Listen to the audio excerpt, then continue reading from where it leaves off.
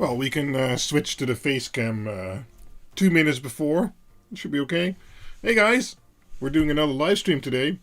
And I'm hoping, but I think I said this last time too, this will be less of a, well, I keep calling it a shit show. Because I keep doing things on live stream I've never done before. But yeah, well, we'll wait a little bit for more people to come in. Cool, first time watching your live stream. Hi Daniel, welcome. Hi there, let's see, Soren Jurgensen, Killer Geeks here. L. Jeffcoat, Richard Hydra, hello there. Pial, okay, first time watching. Did you know that I started checking on Microscope today? I did not. I did before the 11th of the 11th sale, and it's been here for a little while. Because I kind of wanted to do this on stream because I think it's a nice topic.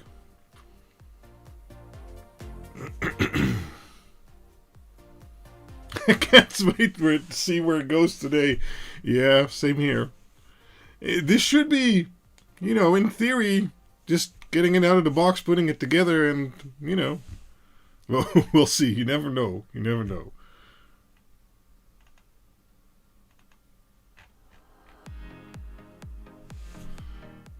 Love your videos. First live stream. Welcome, Chris. Nice, thank you.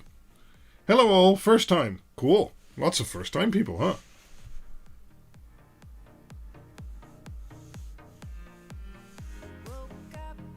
How's the stream looking? Everything quality-wise, it's okay. It should be 1440p, 30 I think. And let me know if you can hear me okay. Hello everyone. Also my first live stream with Quinder. Welcome Simon. Hi from Alphen aan de Rijn. I've been there.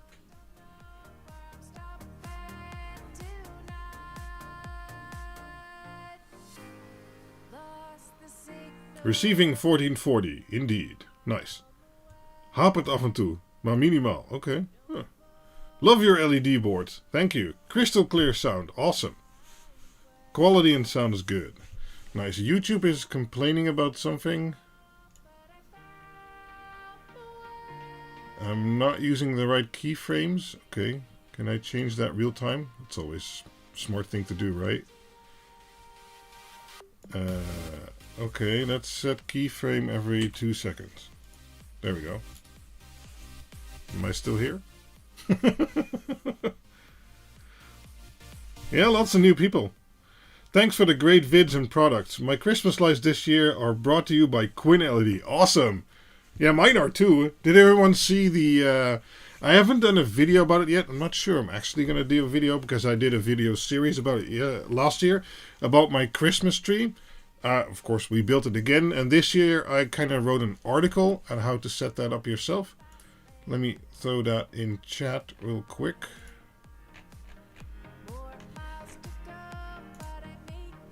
This poor computer is having a hard time. So this year I made an article, that's this one, about how to set up, or how I set up my LEDs in my Christmas tree.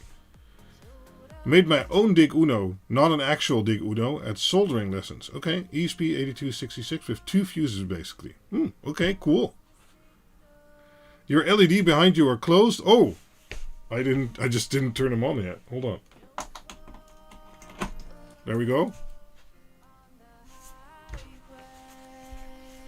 Let me set that to something. Is there an EU shop selling Quinn LED? There is not yet. I am looking into that, and if I find a decent way for that, maybe next year. But that's months away. So for right now, I would recommend buying from the worldwide store. So what kind of effect do we want on the LEDs in the background? Oh, wait. Let me select all the segments. We can do... oh. I don't think this is running the patched firmware yet already. Oops. So we can do fireworks, I think. Yeah, we can do fireworks. There we go. Let's lower the brightness a little bit. There we go. So, LEDs in the background fixed. Thank you. Install the 7th Dig Uno at this moment for my son on the back of his game monitor. Cool. Well, I have a Quinn LED Dig Uno in my game PC. From one stream to the other. VAT. Yeah, well, problem is right now, if I'd import them myself, the cost would be about twice as what you can buy them for in China right now.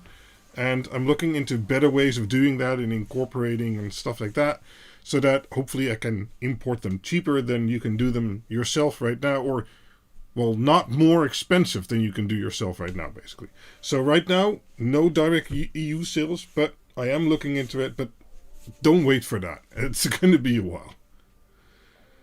Hello, Guillermo Vesquez. I have ordered a Uno and a Quad. Awesome. Thank you. We need more videos about surveillance cameras. This is Captain Power.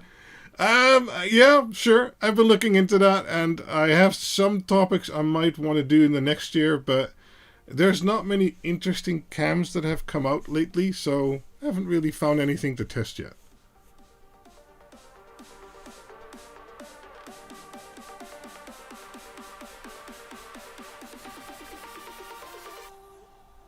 En rap een beetje. Right. Let's see. 79 people watching. Okay. So, topic of today is... Well, let me switch to another cam. There we go. Topic of today is this box.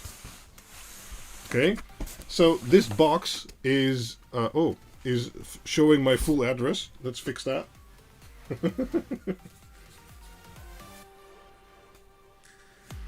I'm so well prepared, just like always, you know. Put some tape over that. There we go. Put some tape over this part. There we go.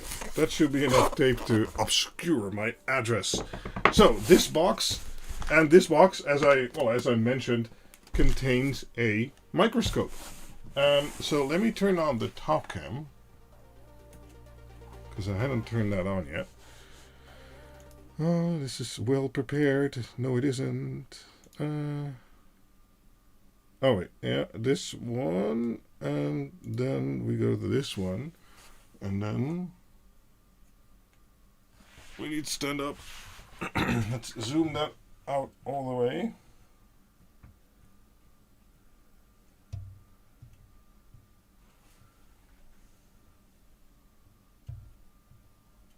Okay. Oh, no music in this one. Okay. Let's see. I just come here from a friend that has the Hua cameras with recording setup. Okay. So as long as you try to squeeze the microphone in a narrow tube, that should go well. Well. So we can send you more alley crap. Oh no. Right, so this box, and I need to. There we go. Yeah. Well, let's get the address out of the screen just in case. Where is my tool? My tool is here. So, my unboxing tool or my scissors? What do you guys think? You have a few seconds to vote. Unboxing tool, scissors. This one is supposed to keep me safe. I mean,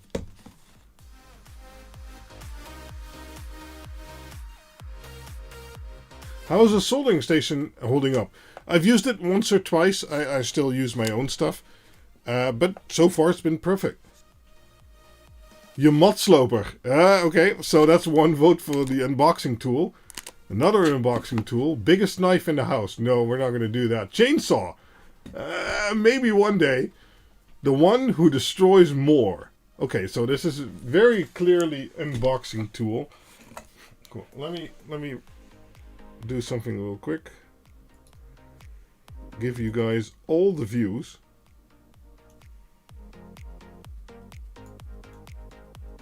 There we go. Okay, so let's. I believe there is a way to get in here. I know you might not be seeing everything, but I'll show you in a minute, because I just, you know, I don't want to leak my address. I know. It's amazing that my address hasn't leaked yet with all the Quinn box I've been doing. Okay, there's a giant manual here. Stereo microscope, SZM series instructions. Okay, we might need those. Not sure yet. So let's get it out of the box real quick.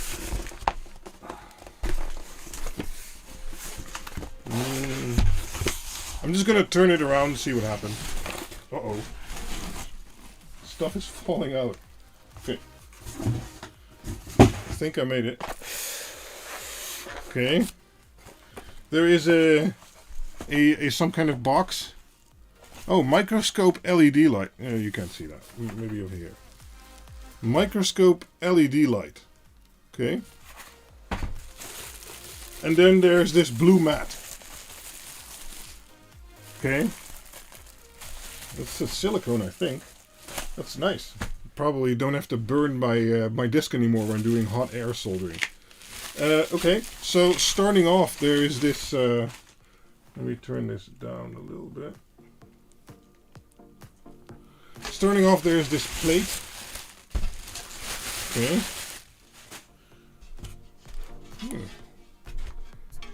Okay, and it has a hole here. It should be for a stand. Let's see.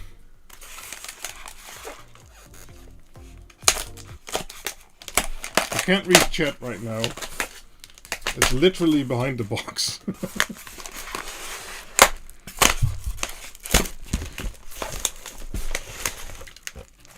Oh, they taped it well. That's for sure. Okay, there is some kind of rod here. Wow, that's heavy. That's like... Is it solid? Wow. Okay. Good. There is a power adapter. Let's see if they use the right kind of prongs. It actually did. Cool. What is it? 12 volt, 1 amp. Okay, sure. Let's open the main attraction, I guess.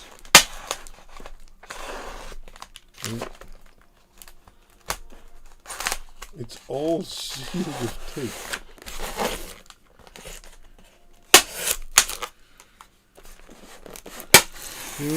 I'll read the chat in a minute. Hold on. Let me just open this up somewhat. Oh! Yes! It might be upside down. Hold on. Almost there.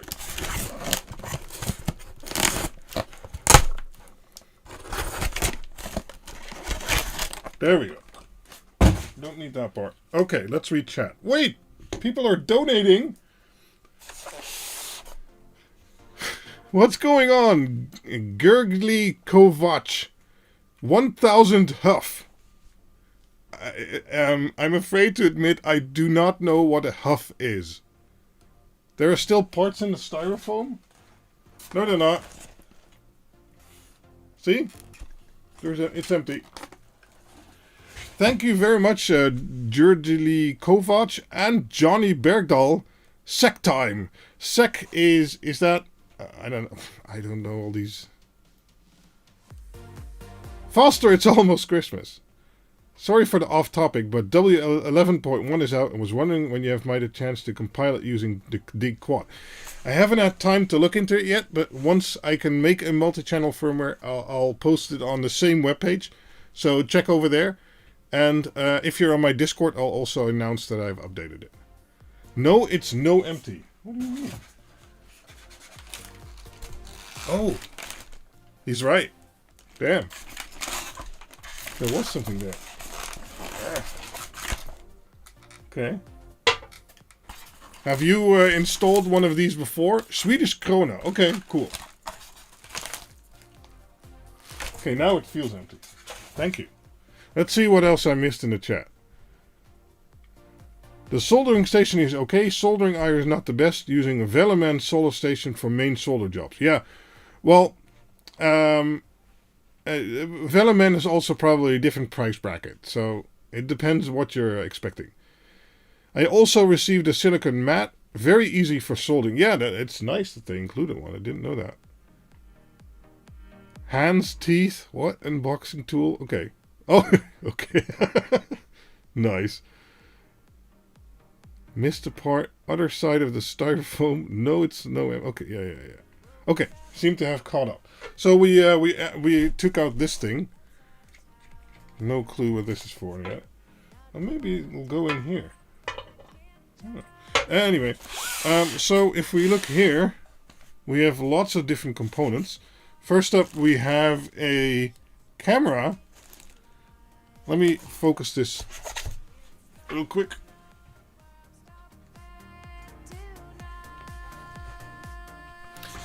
Because we have a camera and it has an HDMI out, and I didn't specifically watch what camera was included a lot because I wanted a 4K camera, and then it was like, this microscope is $700. I was like, okay, maybe I'll start with a 1080p camera, and I can always upgrade the camera later.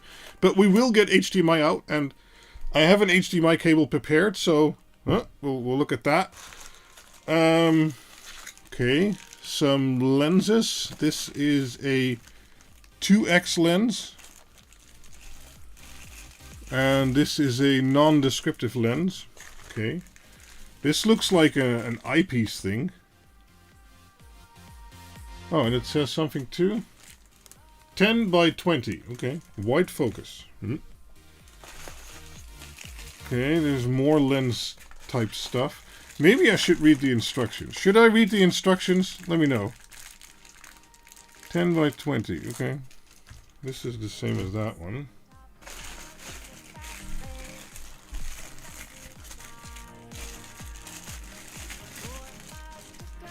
Digital zoom.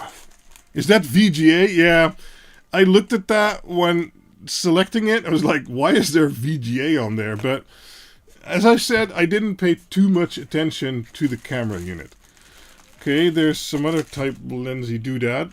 So this, okay, whoa, looks to be the main camera unit. Let's get that out of the back real quick. Okay, yeah, supposed to go like that, I guess. Yeah.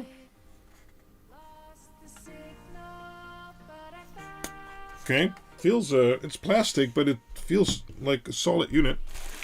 And then there's this part. Oh, there's more parts. Let me just get those out. Oh, there's an Allen wrench.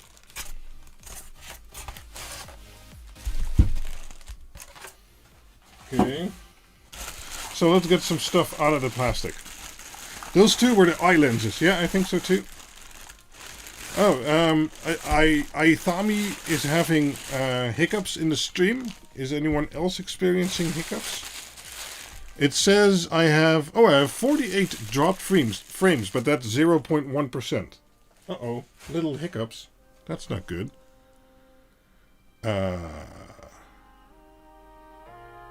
Is my CPU overloading? I am going to replace this capture. This might actually be the last capture on this PC, if I'm honest. So I am going to replace it. I had one hiccup, but it was only for a second. Yes, hiccups. Fine for me. Okay, interesting. Well, it's at 60% CPU utilization, and the GPU is at 42%.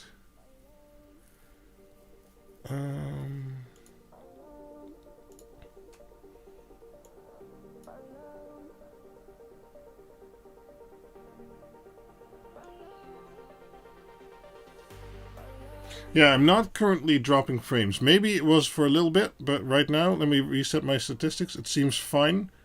But if people are experiencing it still, let me know. Yeah, I didn't remember the English word for haperingen. It's hiccups. So, they gave me this. What the hell is this? Oh, it's a cover. Nice. So let's take a look at those instructions, right? I mean, I guess I should. Okay, microscope. Before use, yes. Let's see what they... oh no, okay. Microscope ought to be placed in dry and clean place. Okay, well we've done that. Do not expose microscope in direct sunlight. Avoid high temperature and violent vibration. Okay, no violent vibrations today. As microscope is a precision instrument, handle with care. Avoid impact or abrupt movement during transportation. Well, I wasn't there during transportation, so I don't know. To keep the image clear, do not leave fingerprints or stains on the surface of the lens. That's good advice. Never turn the left and right focusing knobs in adverse directions at the same time. Otherwise the microscope will be damaged. That's good to know. Hold the camera with one hand for fearing of falling when you take the film out of the big camera. What? What does that even mean? Okay.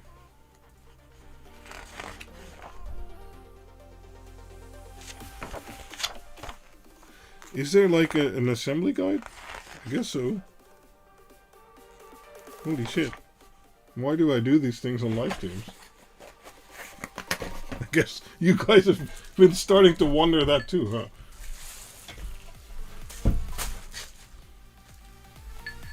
It's fine. Okay, not unwatchable. Okay, the cover is to keep dust from the optics. Yeah. Micro SD. No, I don't. Well, does this have micro SD? No, it doesn't. Okay, so let's see where to start, right?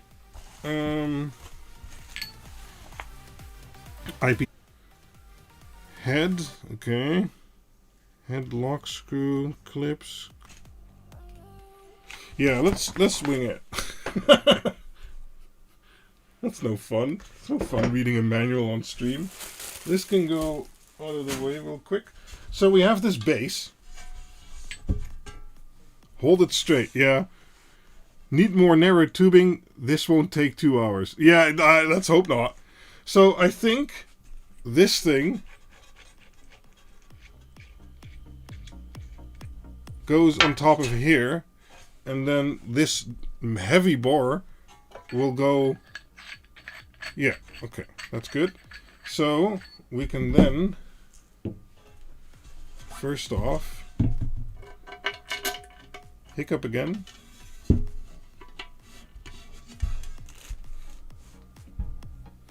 I think I can just screw this in. Top cam is empty. Lol. What do you mean? Definitely had some buffering now. I'm not seeing any dropped frames here. And my... I don't have any rendering lag. I don't have any script frames. I don't have any dropped frames. I'm not sure what I can do.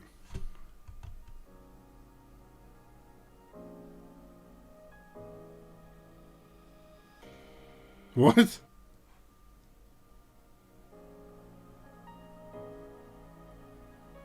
Okay, well, let's screw this on. Okay, that should be pretty tight. And then I guess we can place this board here.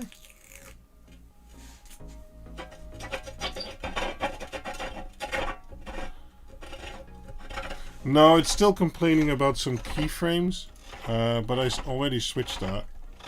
Let me see if it took the switch. Output. Yeah, I got my keyframes on 2 seconds, so that should in theory work.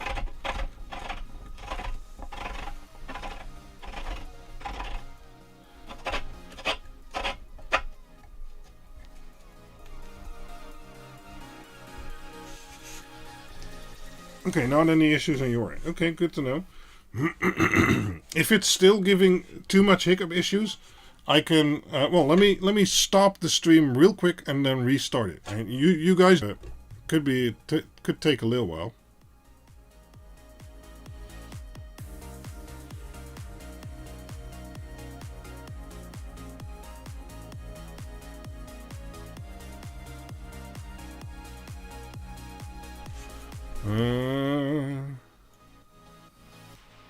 Please come back.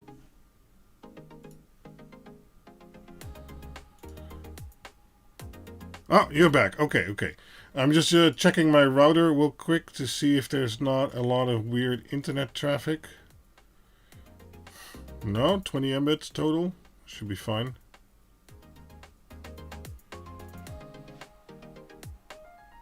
Yeah, should be fine.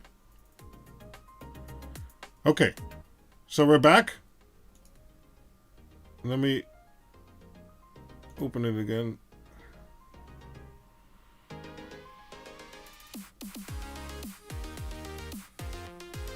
Yes, okay, looks like we're back. Good. Ajit Pai is sitting on the cables again. Yeah. Stupid guy. Much less buffering. Hello. Oh, Dr. Z is here. How many times do you want to say the same thing? I don't know. Once? Okay. So let's hope the stream is better now. I set that keyframe thing, although I've never said it before. But we'll see. We'll see. We'll see. Right. So where were we? We have our base, right? And I attach this this bar. Now what? I'm thinking this will slide over this, right? Okay. That looks good. We can tighten it here. Haha! Okay. Now what? I guess this part. Let me show you on here. This part I should go in here.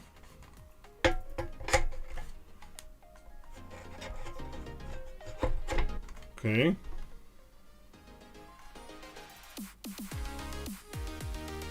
Let me try and show you a bit better on this camera, because the top cam quickly isn't seeing it much anymore. There we go. So now I inserted this. Right? Oh, okay, cool. It has a mechanism so it can go up and down without changing the back mount. That's cool.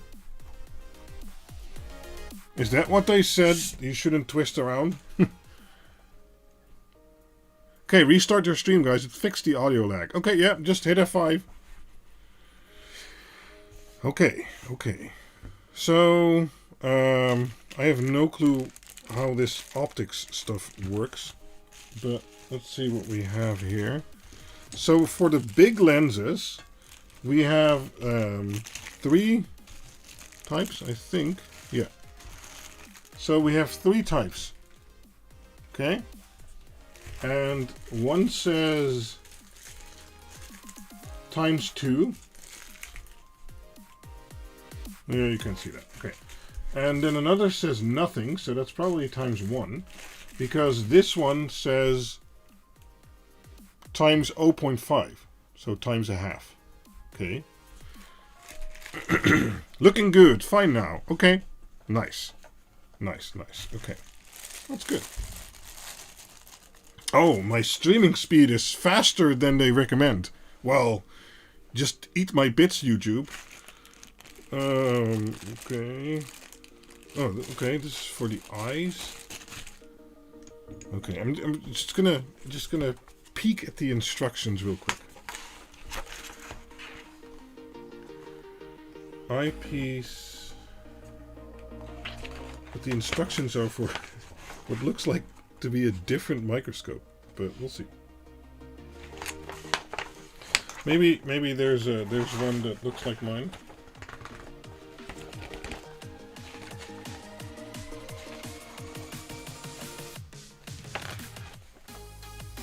Nope, there's not. Okay, so they keep talking about this illumination device. Where is it? Whatever. Let's see what's in the box real quick. Because there's a little box here. Ah, okay, that's a ring light. We have microscopes in the lab. Maybe I should stick around. Nice. You mounted the part that moves upside down, upside down. I did? But the lettering is the right way up.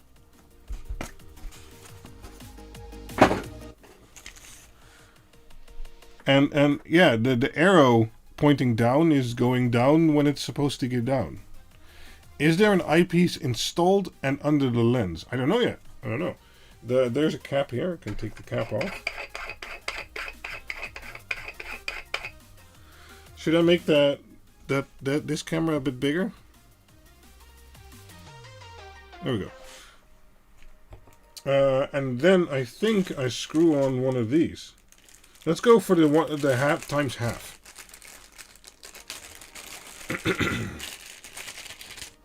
Okay, because I think this screws on here. Yeah.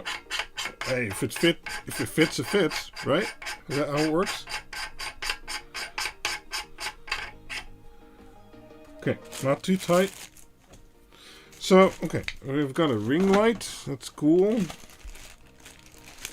So these, I think, okay, that's a cap, are for the eyepieces. Right? For your eyes, so they're a little bit cushioned. So then we have these, and these I think are the eyepieces themselves. So let's undo those caps. How does that work? Okay, just pull them out.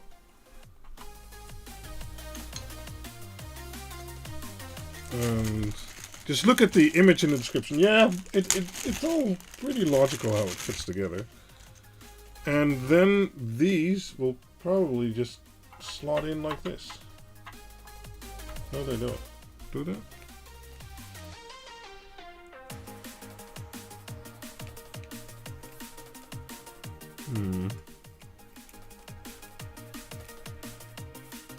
It had a little ring.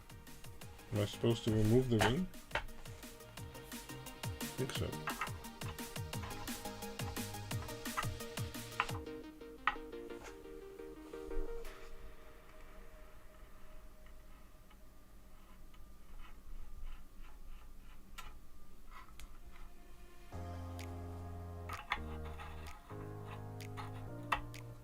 I'm not too sure about this. Let's screw this little ring back. We're doing it the manual way. Screw the manual. Exactly. For your eyes not to hit the metal. Yeah, yeah, that I can get, of course. But then, where do they go? Right. So it says here. Oh, you can't see that. It says here you have the eyepiece shield. I think that's this thing. Then you have the eyepiece. Okay. That's this thing. And it's supposed to go in there. But, not sure how I'm going to fit that in yet.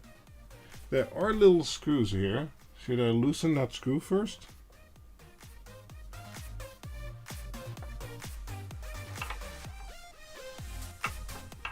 Yeah, I think the screw is stopping me. Let me see if I can...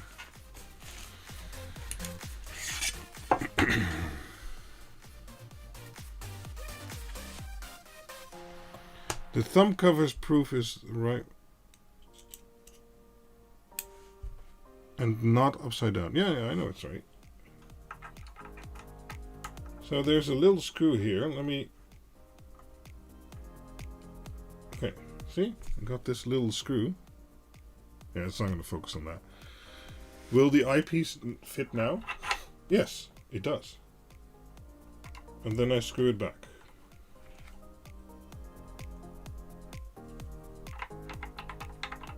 Okay, that's good enough. Yeah, exactly. Side screw to keep the lens in place. Met geweld past alles. Yes, Snoei. But this is a microscope. This is not a chainsaw. So maybe we need to have a little bit of patience or read the manual, one of either. And look at how it fits together. Right.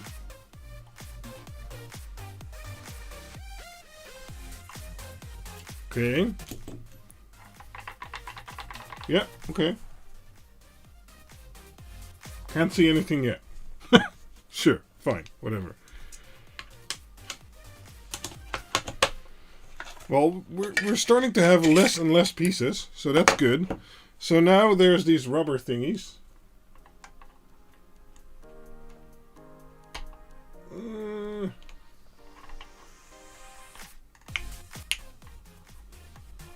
I guess. Nice toy, yeah. Wait, if I move it slightly, can you guys see? Yeah, so I'm putting on these rubber things, trying not to touch the lenses. Okay, there we go. Okay, and these can still rotate, even though I did screw in the screws, but they can't. You can't pull them out anymore. Right? Okay. I wonder what these are for. Does anyone know? There's a ring. Okay, and this screws into the ring. Okay, let's see. Let's see what else we have. We have the two lens things, but we took the times 0.5, so we don't need those. I wonder what this is. I guess this is for the camera. How does that work? So let's take the top cover off. Okay.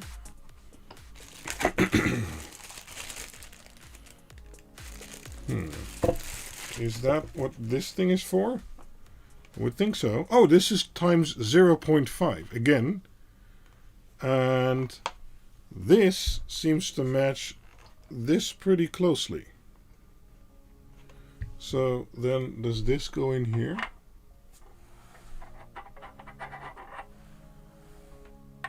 Yes. But there is something sticking out. Where's that Allen key?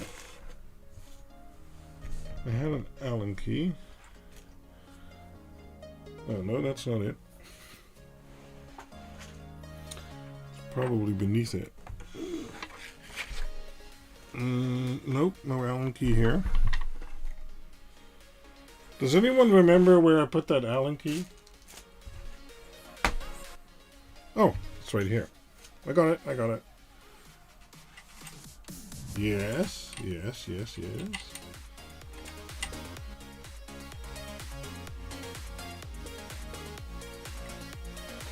And now, this should go in here. It does.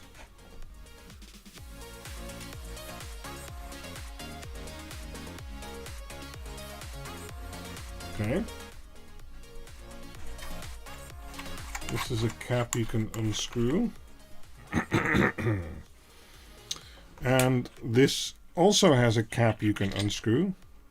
Oh, there's an image sensor.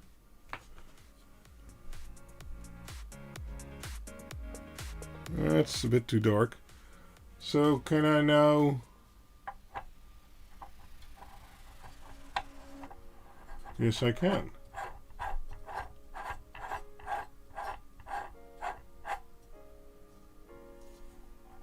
Okay, well, it's not straight, but if I loosen this, let's put it on like that. I'm not sure if that's backwards or not, but we'll see that later.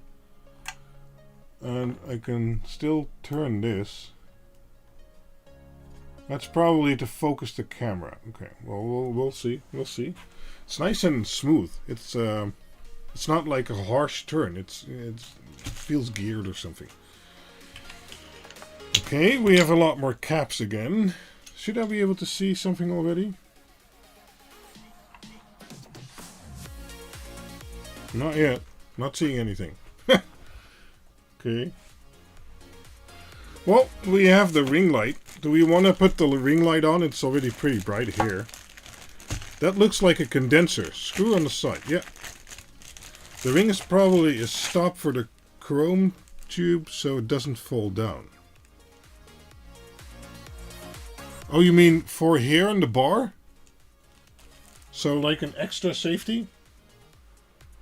So you mean it's supposed to go here? So this thing is supposed to go here?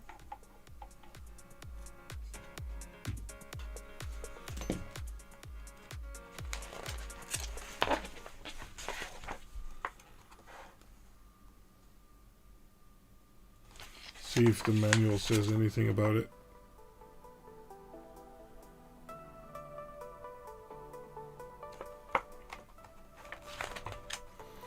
Not so much. Replace the fuse. I don't think we have a fuse. Okay.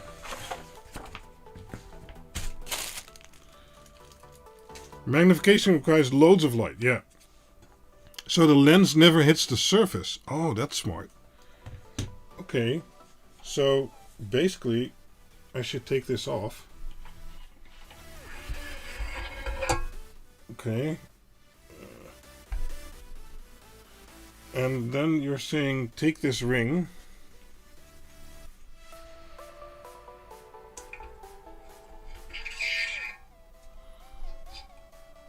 And then do it somewhere over here. So let's see if I now put it back.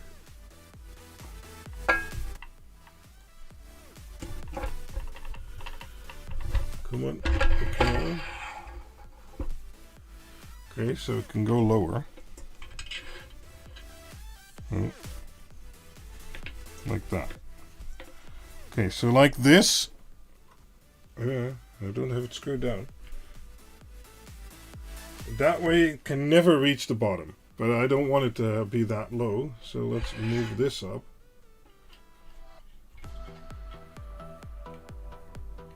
Okay. And now we can still do this.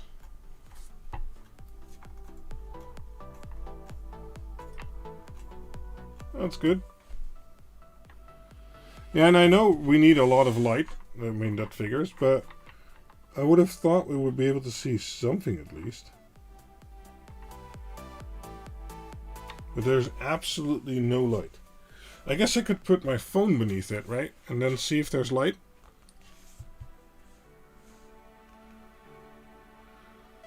Flashlight.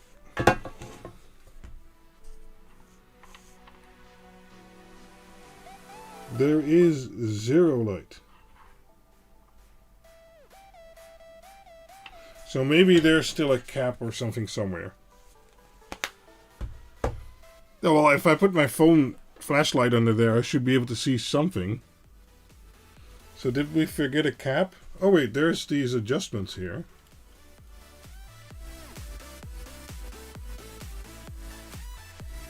Nope, not seeing a single thing. Okay.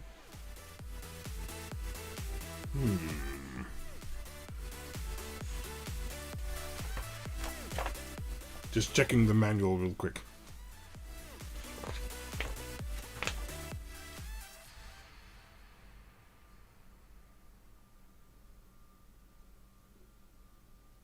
Oh. And we used most of the parts.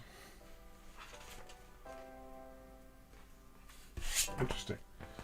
Well, what we can do is we can hook up the camera and then see if the camera sees something.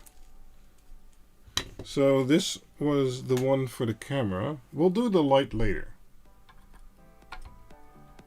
I don't like that plug. Okay. This is a very, very flimsy plug, but okay. Okay, let's put this in here. And then I should have an HDMI cable somewhere. Let's do that without moving my other cameras. Okay, let's move this. Okay. Yes. Put the ring light. I want to see if it sees something. I'll put the ring light on in a minute. Let's turn the camera on. Okay, the camera is drawing 1.84 watts. That's fine. Let's add a capture device.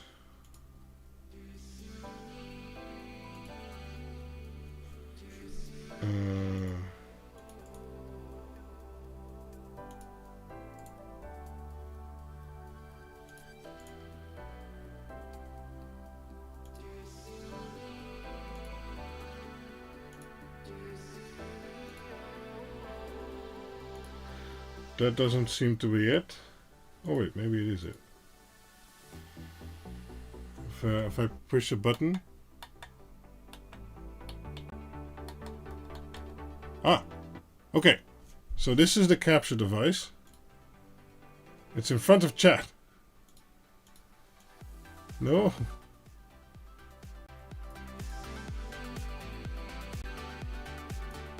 Okay, so that verifies the camera isn't seeing anything either. So let me take this bottom lens off again. Hey, something's happening there.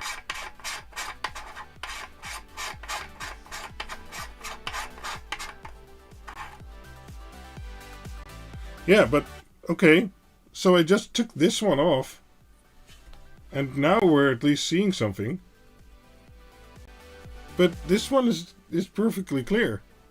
I mean, if I put it in front of this one. I mean, that works. This is times a half. Okay. That's odd. Yeah, so this is a finger. Let's move it all the way up.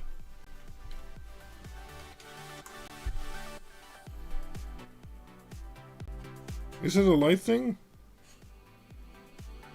I guess it could be. Can I focus on my finger?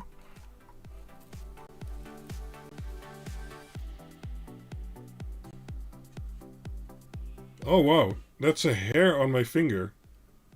Whoa! Holy shit!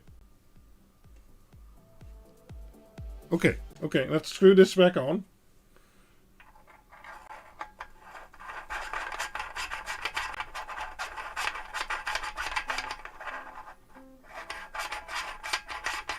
Yeah, I don't have time to deal with Dig Uno errors right now. The best place for that is the Discord.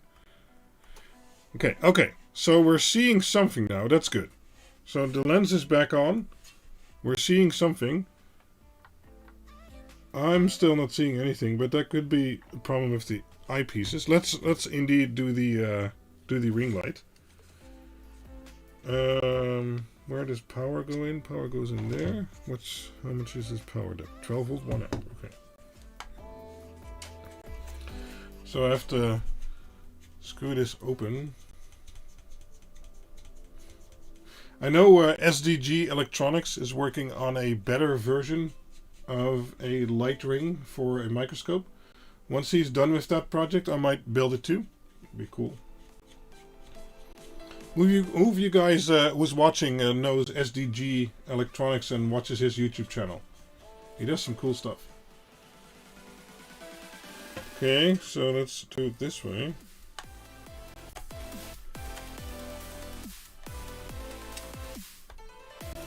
Okay.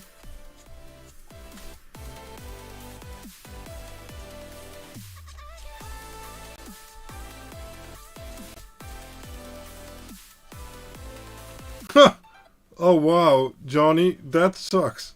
Really? Oh, it's good to know. Doesn't really want to fit.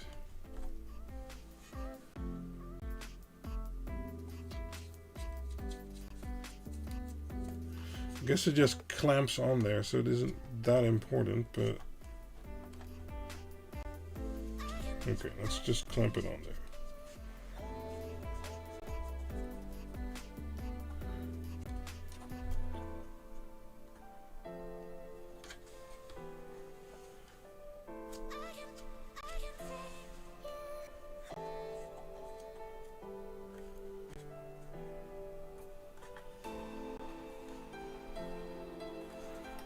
Okay, that feels pretty tight.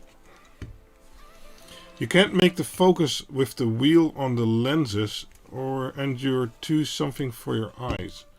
Oh wait, this has focusing. Oh. Okay, I'll have to check that out. Let's turn this light on and see if that helps. Create shadows, yeah.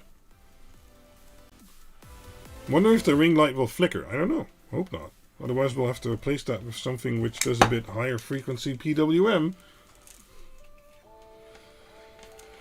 Let's plug this one in here.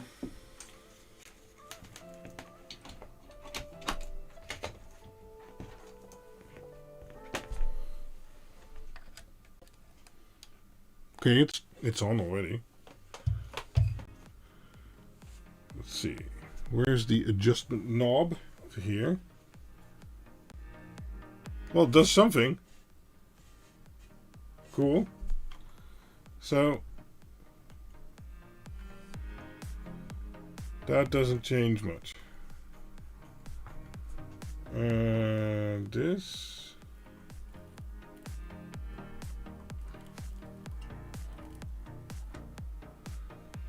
Okay.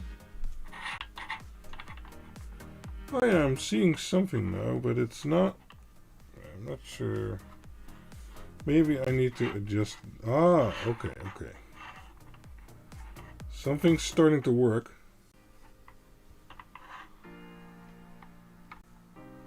This way it's all black. Why?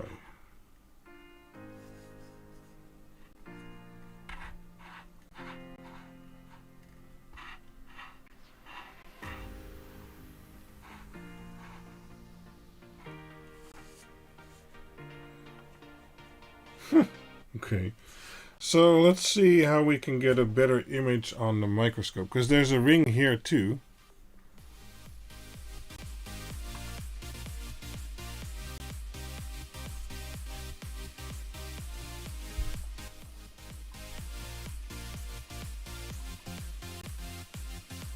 Let's put something under it we can maybe recognize.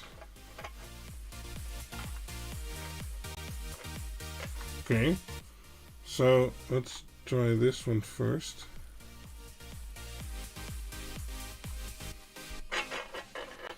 Okay, so for my eyes, this is now vaguely in focus. Okay, we're seeing something on the camera.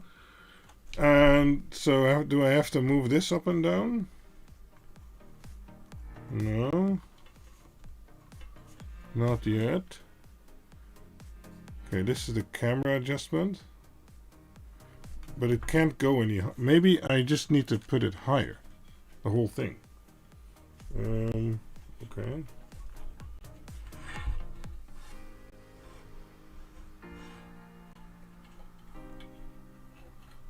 Okay, well that kind of worked. Looks you're outside the range, yeah. But, oh, okay. This is zoom. But does it also zoom the... Okay, it also zooms here. And then I can adjust with this.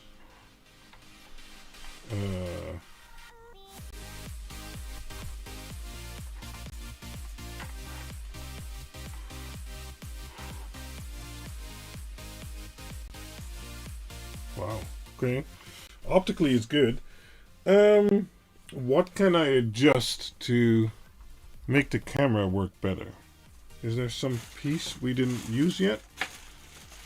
There's these two lenses for on the bottom. I think those are for on the bottom.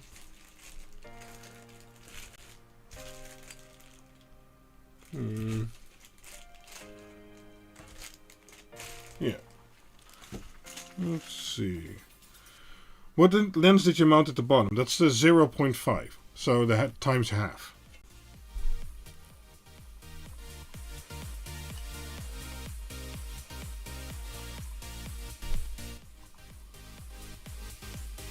And this one won't go any further. Yeah. Scroll at the camera. Does the camera have a focus ring? Yeah, that's this one. So the one here on top. But I'm already at the maximum.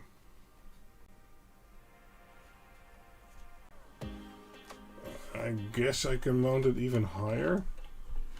But, I mean, I can't mount it higher than this. And we're already at maximum, so that's not going to be it. So let's take this down again. Ooh. Right, so now, yeah, let's say 10 centimeters. But this just defocuses it. Okay.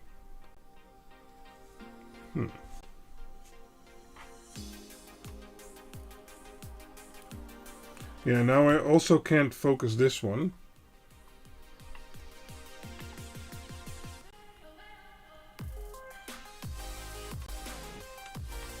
Okay.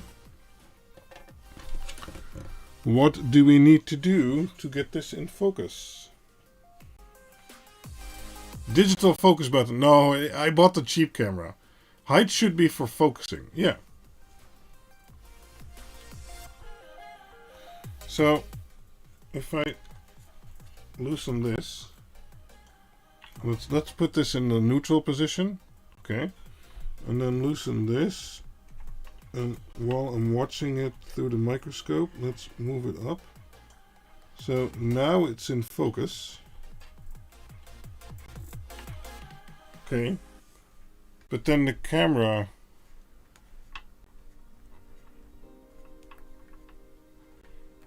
Yeah, the camera will never focus that way. Okay. There's 158 people watching me failing again. Was it the mount the other way in the picture of the manual? The big mount attached to the pole? No, I don't believe so. The manual is kind of weird because it looks like it's for something else. Because they have this base.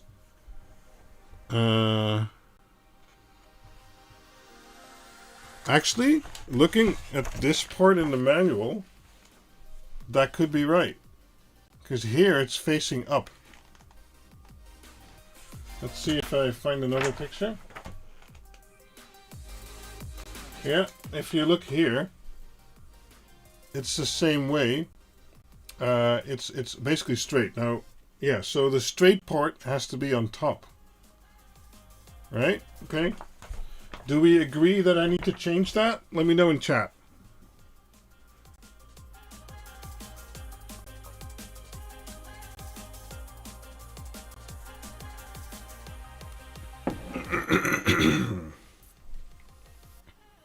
Yeah, I have a half times half mount for the camera and for the lens. Yeah, okay. That's clear enough. So let's pull this HDMI out. How am I going to do that? Okay, I have to remove the ring light. Yeah, the upside down comment was right all along, right? Okay.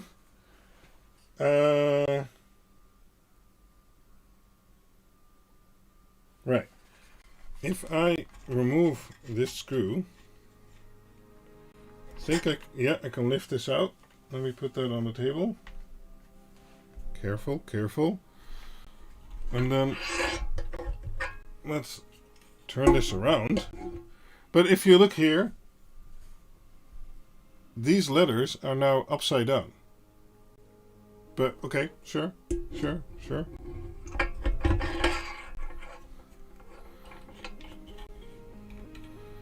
Okay. Let's put it in again without hitting the lens. That seems to have worked fine. Where's the ring light?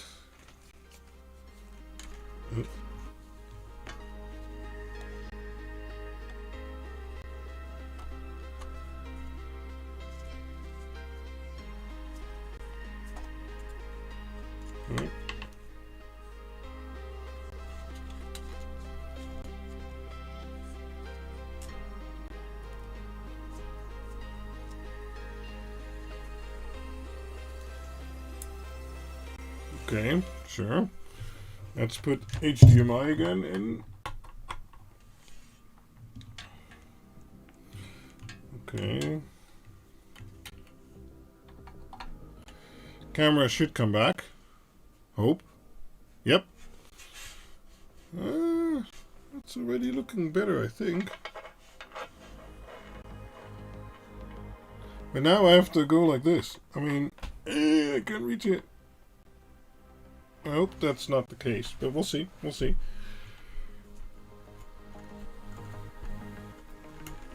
Okay. It's already at maximum again, so let me move this up. mean, but look at how high it is. Try another lens. Yeah, that might be the clue. So maybe I don't need the times half. Maybe I just go for the times 0, basically. Yeah, showing off prototype. Well, that was kind of the idea. So let me remove the ring light again.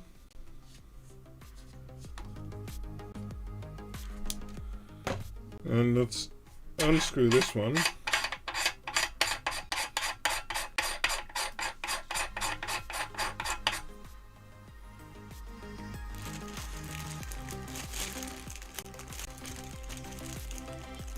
Yeah, I'm putting the times, well, times 1, I guess, in.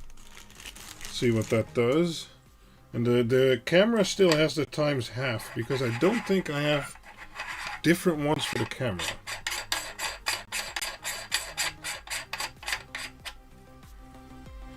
Okay. Let's put this in a baggie before it gets scratched up.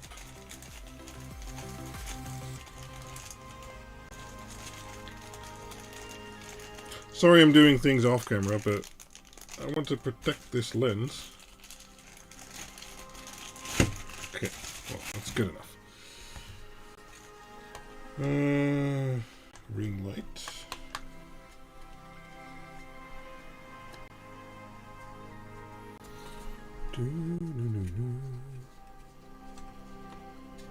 Other way around.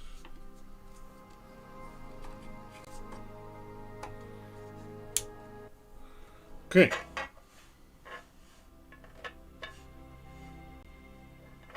Well, now let's go down.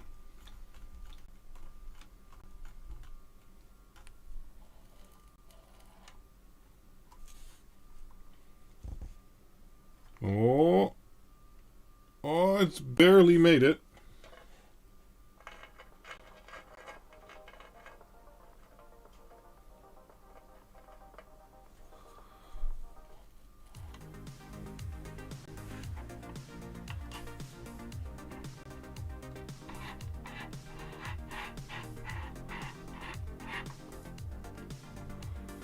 So my eyepieces are still unclear.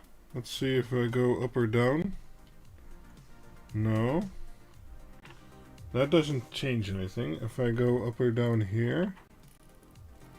Well, that's zooming in. That doesn't change anything either.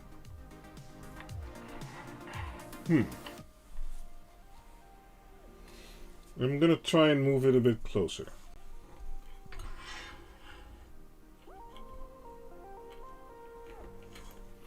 See what happens now. Okay, now my eyepieces are clear. Probably if I focus... No, okay, they're almost clear. Probably just went out of range.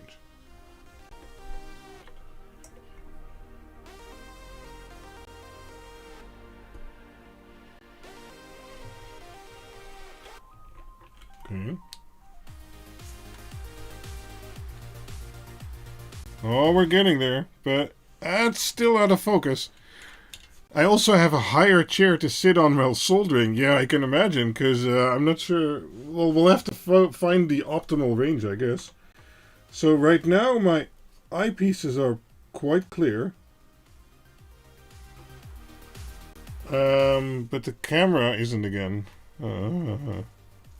So let's move it so that the camera is also clear.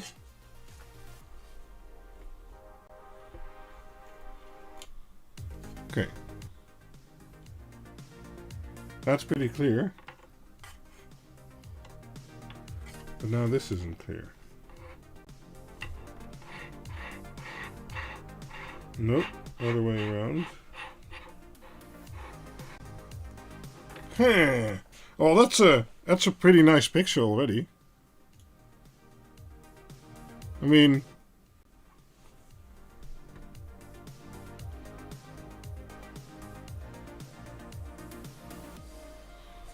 Huh?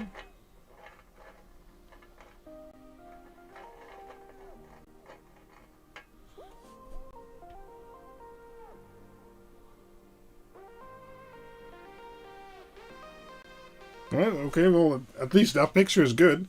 That's nice. Not really that sharp. No, I'm still figuring out what we need to do. So let's do that a little bit more. What do you guys think? Should I go up or down, or what's the idea?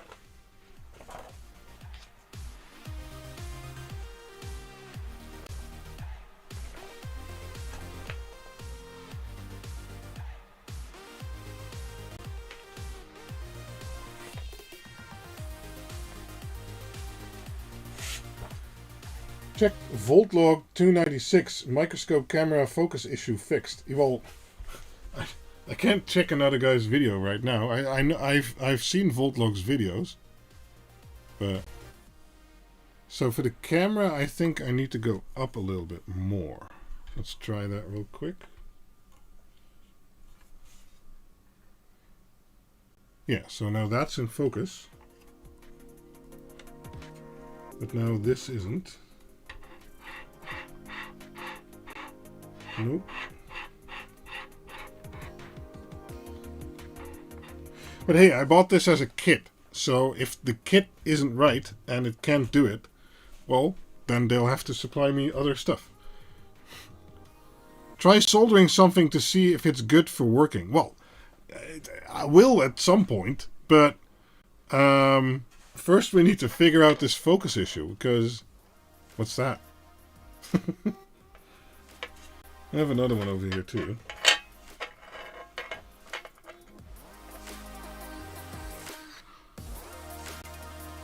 First of all, this camera's turned around.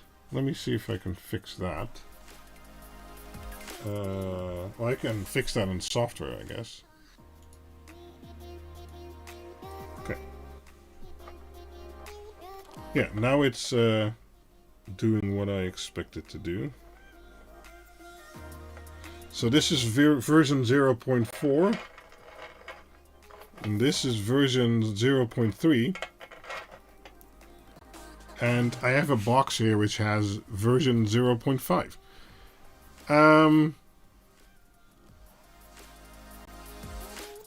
So you can basically have camera or lens in focus, not both. That's what it looks like right now. Of course, that can never be the idea of the product, and if that is the case, Eakins, who manufactures this kit, will have to fix that. Because I do like the zoom level. The zoom level is fine, because those over there are 04, 02 components, and that's basically the smallest I'll go. And if you want to check, let's see if I can focus this better.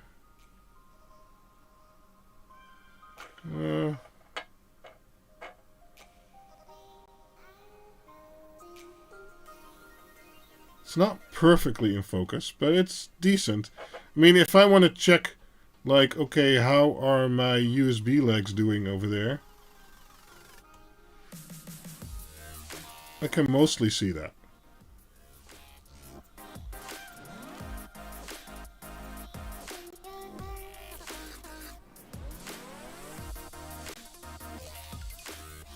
Yeah, okay.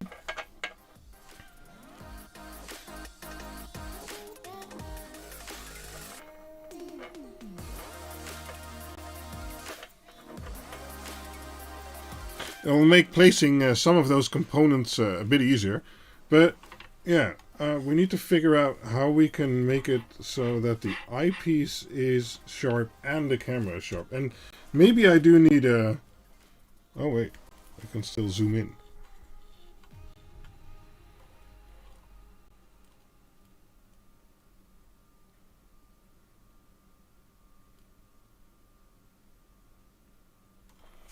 I mean, these components are absolutely tiny, so...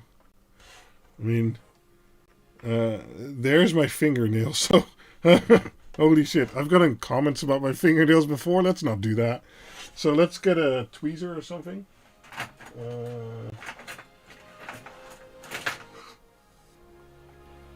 So, if you look at the tip of a tweezer...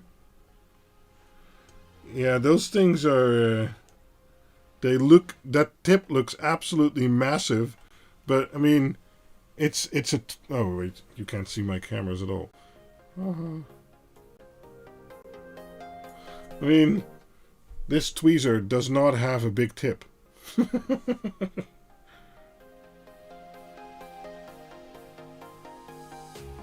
So that's absolutely tiny. Turning the eyepieces will change sharpness. Yes, it does. But it's at a maximum and I can't change it anymore except make it more blurry. So to fix the eyepiece, I'd have to go lower, but to fix the camera, I have to go higher. Let's see. So if I go higher, that brings the camera in focus, okay? Or focus-ish. I can still move this. I really think the camera lens needs to change or something. Yeah, probably. Yeah, I'll watch the volt log after this. Sorry about that. What we can do, we also have the 2x lens. So, do we want to try the 2x lens? Let's do it. Let's try the 2x lens. It's easy.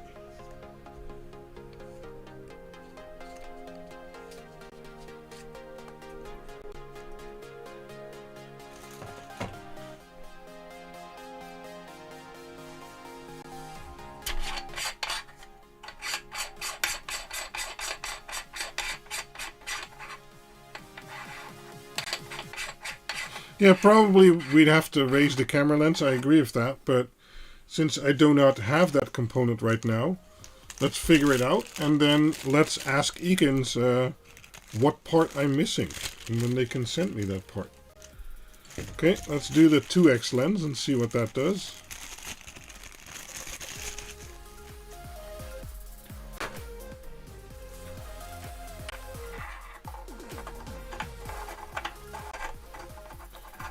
You just need a bit of Mario, yeah.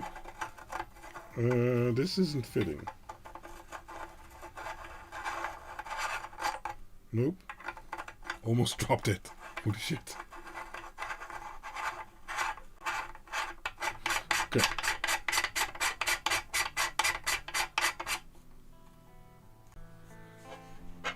Well, in the end, they're responsible. I bought a kit from them. I didn't assemble it myself, so if it doesn't work, or I need an adapter lens for the camera or something like that, they can supply it.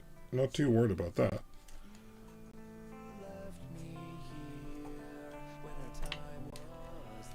Okay. And now I'm seeing nothing.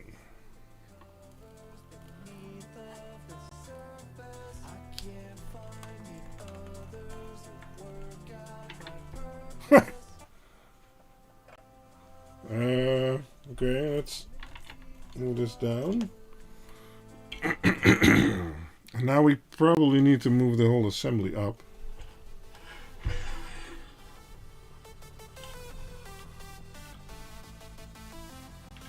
Maybe not.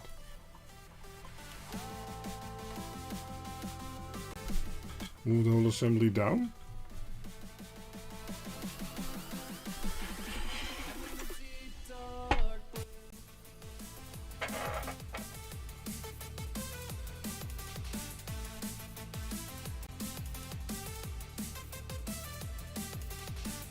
Okay, but now I'm holding the board like 5 centimeters from the lens. That's not going to work.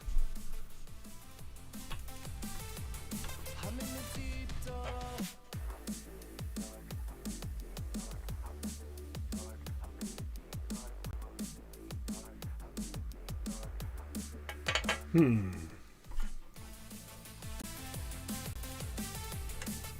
my eyepieces, I just see nothing.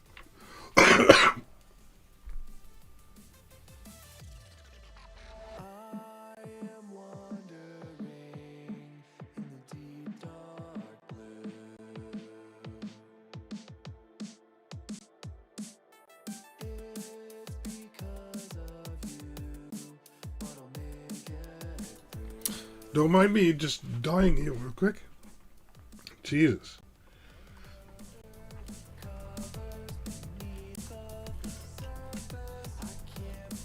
Okay, so now I see nothing whatsoever in the eyepieces. And if I hold it up really close... Wow, that's zoomed in. Oh my god. Okay. Okay, if I do that, and we move it even closer, I can see some on the eyepieces. Okay. Huh, that's almost in focus with the camera. But that's never going to work. That's not workable. So, let's take this off again. And replace it for the 1x lens again.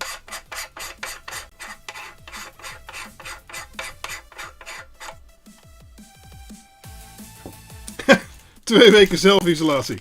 Yeah, 2 weeks of self-isolation. Yeah, no, I don't think I have corona. But, flip the base back. Okay. Yeah, no, but that way it would have to be way too close. So that's never going to work for me. Let's try the 1x again.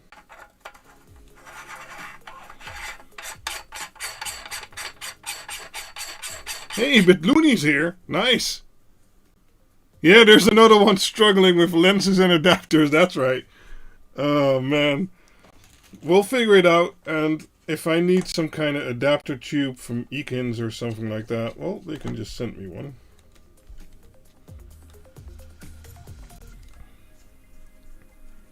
Do you have an Eakins? You have an M-scope, right, Bitlooney?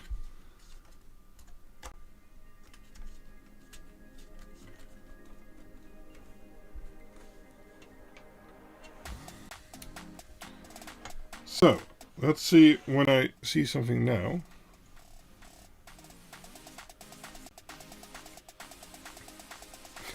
Okay, there it is. Okay, that's a lot further down, so we can actually achieve that using this. There's Chinese writing on my ESP module. Okay, let's... Okay, not that way, okay.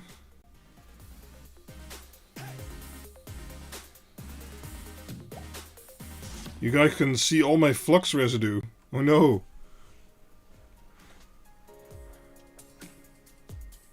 Yes, they are identical, I think. Listen to Johnny, he's the master in these things. Yeah, I think he's right, and I think Voltlog already dealt with this. I might have actually seen that video, not sure.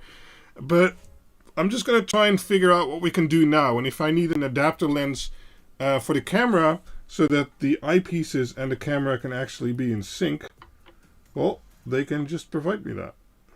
Because I buy this thing as a kit. It's supposed to work. Hey Quinder, thanks to your Dig Uno, I just assembled version 3 of my LED arches. Okay, cool. I'm not sure you're allowed to post URLs. Oh, well I did it. Okay. I now have 0.5 now and the work distance is okay. Okay, yeah, see, that's what I need.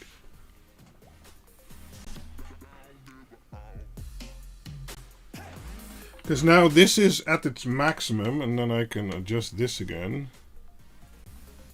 And it's also at its maximum, but it's both not okay. And if I move this up, move this down, I guess. Now see, that's going the wrong way.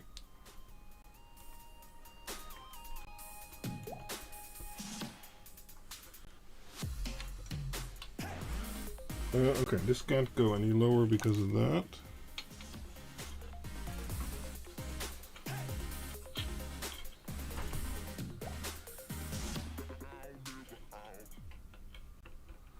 Okay. So, when it's in focus, the eyepieces at least are very clear. But now the camera can focus. Okay. So, most likely, as Bitlooney and Johnny and stuff people are saying, there needs to be an adapter lens that raises this up slightly, I think. so that it's more in focus with what I see through the spectacles, because this is crystal clear. Let's see. Can we do this live? Okay, that's twisting too much. Okay, let me twist the camera out real quick.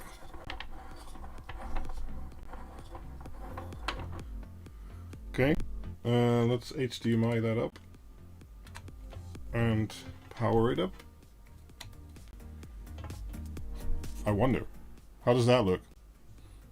Hello? Hello? No. Okay. So, if we move this up, yeah. See, now this is in focus, or almost, we could say. And my eyepiece is also in focus, but we twisted this up, so it needs some other kind of adapter lens. Okay.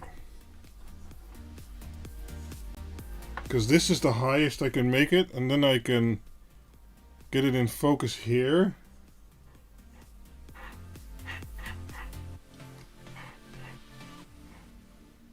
So now my eyepieces are in focus, and the camera is pretty in focus too. Or somewhat in focus, I guess.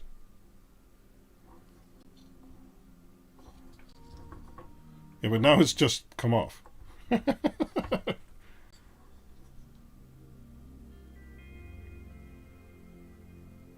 And you can see my dodgy soldering there with all the solder balls. No! Okay. Yeah, so I think we can conclude that because if I move this up, and it's already at maximum focus, because this is the maximum focus the other way around. The 0.5 adapter for the camera is the issue, basically. We need a different kind of adapter for that. Can I screw it on without the adapter? Well, there's a menu, but it won't be. It won't. Oh wait, it's screwed down. The menu won't change anything in the optics. The menu is just for setting, different settings on the camera itself. Not so much. It doesn't have autofocus. I looked at that, and there was a camera that had that, but it was like $300, and I was like, maybe not to start out. Yeah, the camera doesn't. Does it go like that? I guess. Okay, let's see what kind of image we get without the half times adapter. That could be interesting.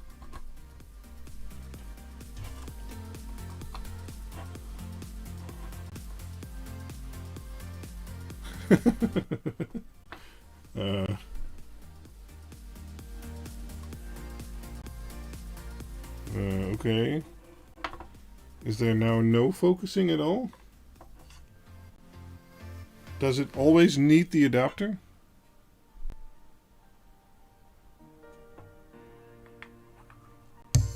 Let's see.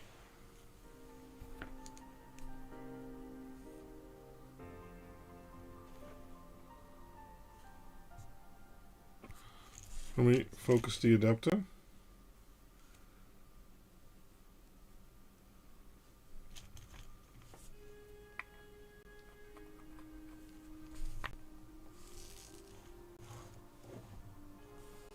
Yeah, okay, that's not really doing anything. Okay, let me remount this. There we go.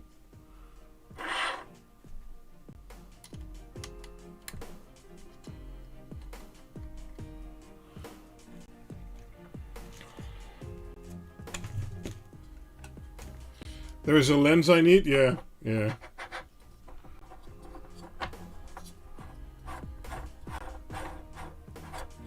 Yeah, my camera came with a VGA output. I mean, who the hell uses that anymore? Can't imagine anyone using that. Maybe in old biological laboratories they only still have VGA.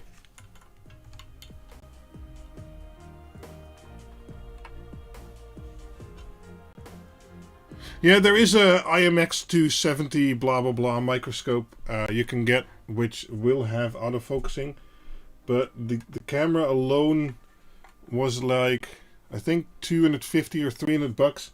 And since I'm trying this out, and it'll mainly be for my own use, not so much to stream with even, because I already had a pretty good, my top cam has like a 10x zoom, and if I zoom that in pretty close, it's already pretty good for live streaming and stuff like that.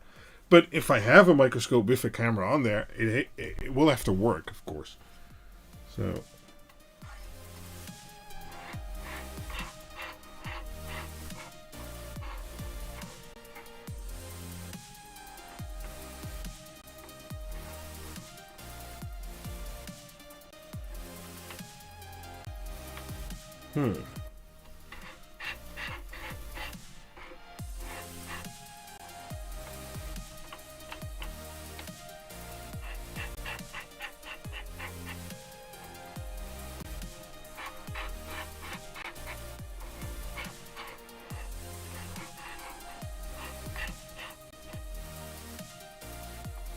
yeah, that's not gonna work. Okay, so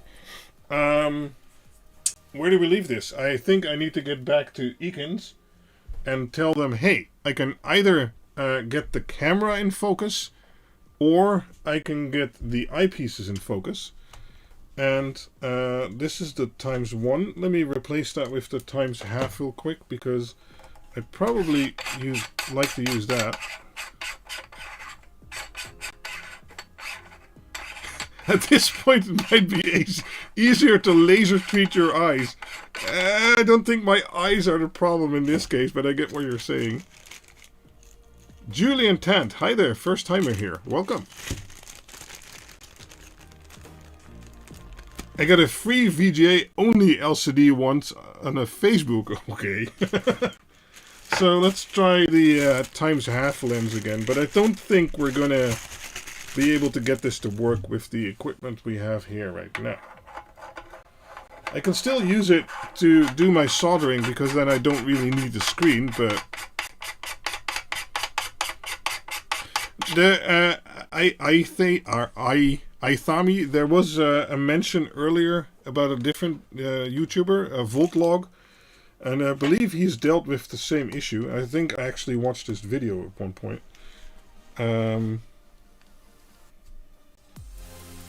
But that doesn't really help me now, so let's just see what we can do with what we have now, and then we'll figure out a solution. Okay, so now we have the ×2 on the bottom again.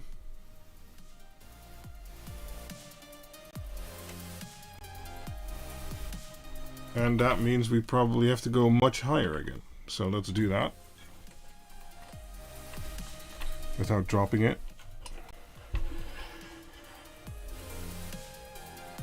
Yeah.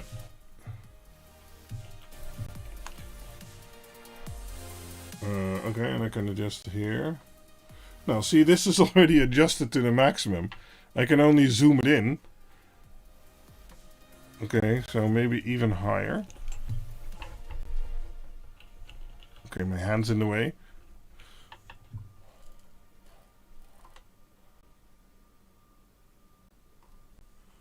Yeah, but how am I going to use this as a microscope? I mean, oh, it's actually pretty clear. Unexpected. That's not going to work at all.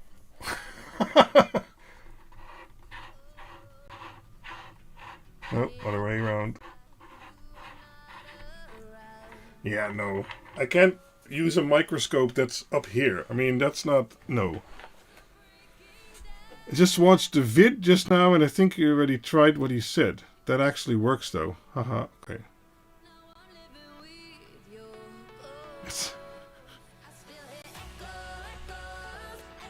Yeah.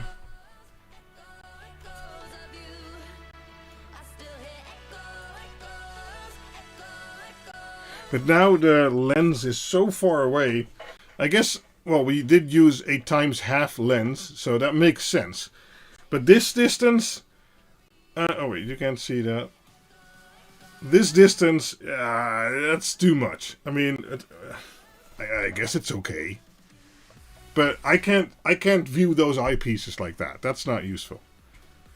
He has it at 60.5 and 0.5.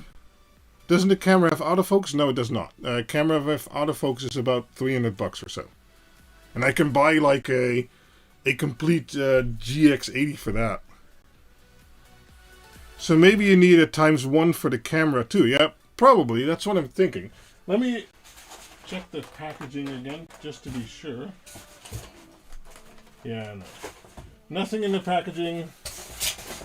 I don't think we have it. Let me check the listing. The listing is in the video description. Let me look it up real quick.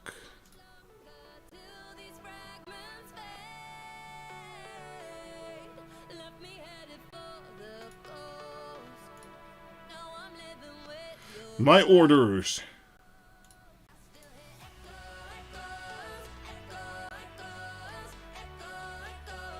Is this charm high? Well, almost. This is Eakins.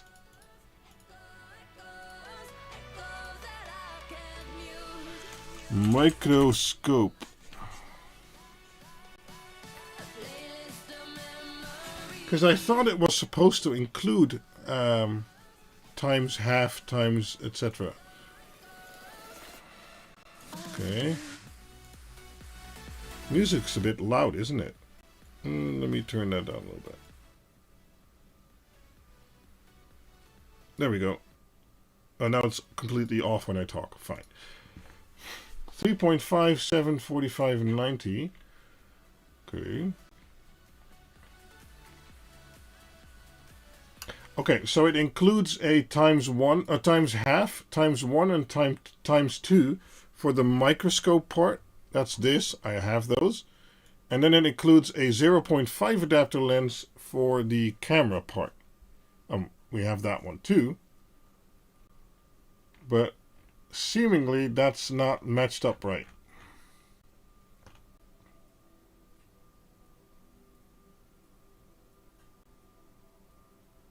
This is the, this is just the ring light that came with it.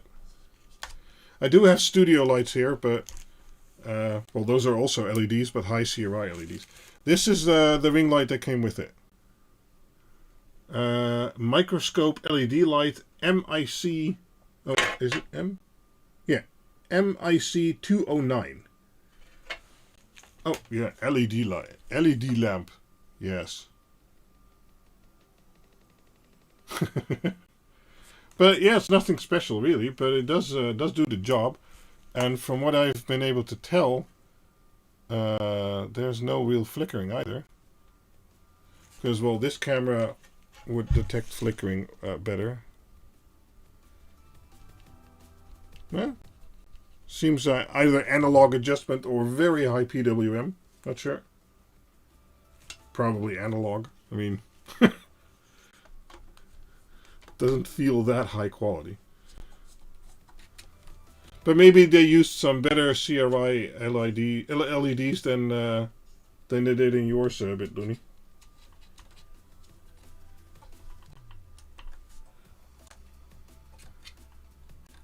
Might be the camera settings then. Good enough. Okay, sure. You even have it assembled like the picture on the site, right? We did it right this time.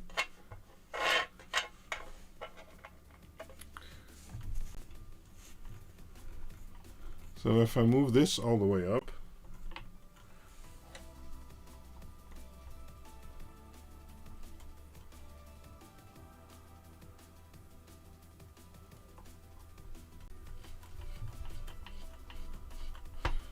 okay, so if I zoom in here, I have to zoom in there too.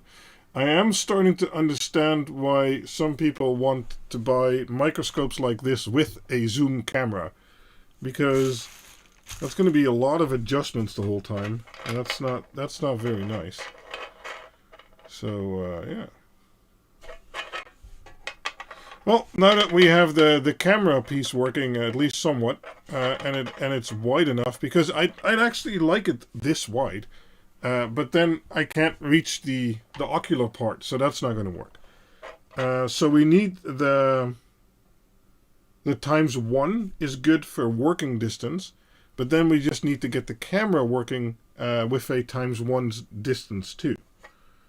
But for the people who follow my my Queen LED boards, as I mentioned, this is a Queen LED ESP32, and one of the unique things that will be possible with this, because I don't have to buy these pre-assembled like I do my current units, is that if we scoot that one over, I can assemble them with a different W room on there, which then has an antenna connector. So if you want to place your LEDs outside or somewhere else, well, with an external antenna on there, you can have a lot better range. And I plan on replacing all ESP32s that come with the boards right now with either one of these versions. The antenna version will be slightly more expensive because you need a pigtail and you need a antenna. Could the lens be mislabeled? No, the lenses all do what they should do. They just don't match up.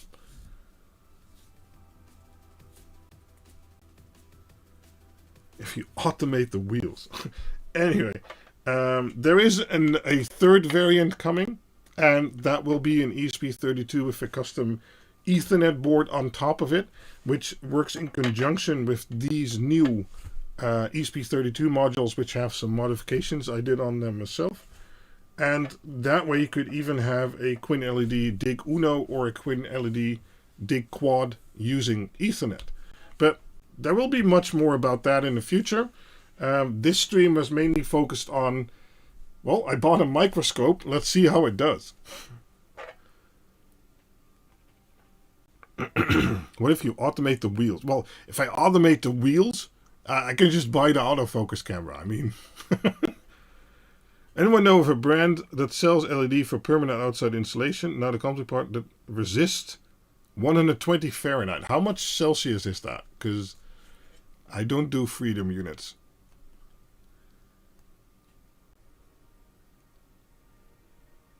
Yeah, lots of changes coming, and well, I can show you real quick.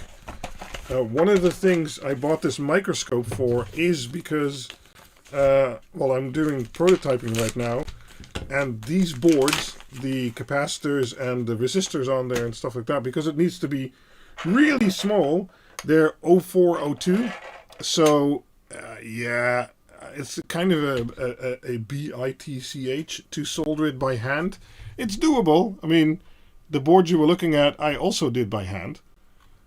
But, yeah, I'm just going to keep toying with this, am I? But, I mean, if you look at my fingernail, yeah, some extra precision wouldn't hurt. 49C. Holy bananas. I do not know of any LED lights which will like that. The best chance you've got is to get, if you get strip lights for instance, is to put a big aluminium profile on there to sink away the heat from the LEDs. But then again, that alu profile will also heat up in the sun, so at some point there won't be much sinking of heat anymore. You could do water cooling. You could water cool your aluminium profiles and then sink the heat into the alu profile and then run water to it to, you know, make it go away.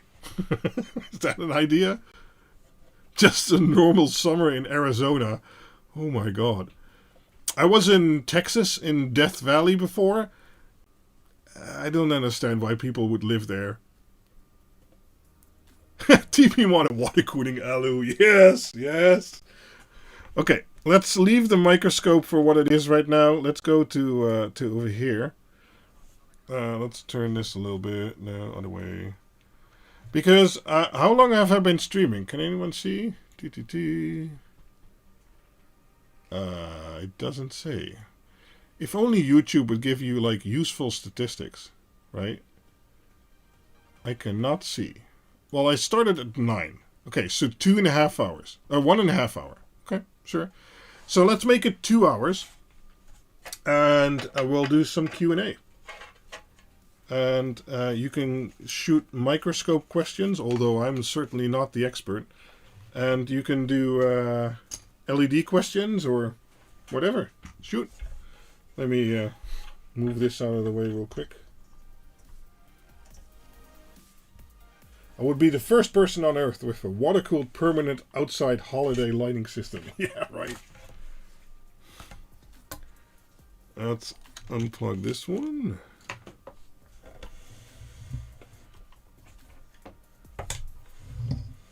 Yeah. Okay, I think it's out of the way. Good, good, good. Okay, focus. So, question time. What do you guys want to know?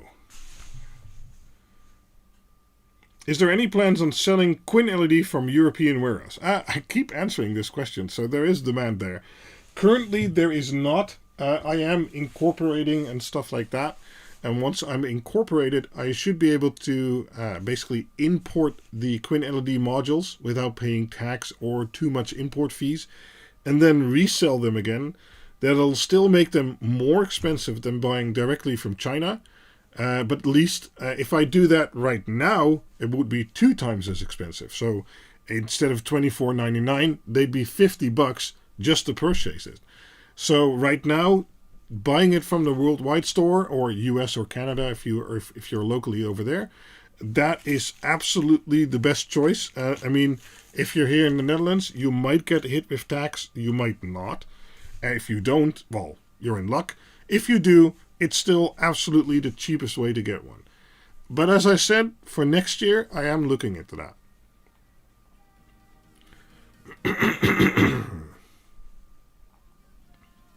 Let me take a drink.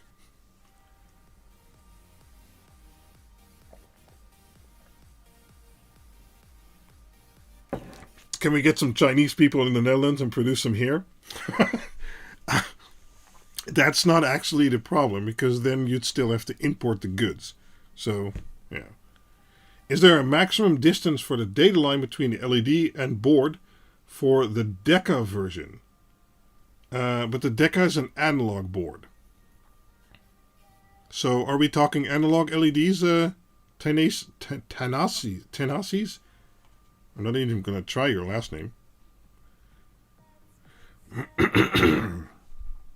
Well, let's assume we're talking analog LEDs. If we're talking analog LEDs, generally the voltage will be 12 volt or 24 volt, and we don't really talk about data signal because there's only plus and minus, and there's a MOSFET on the board which basically pulses the minus channel, interrupting the LED real quick and doing the dimming that way.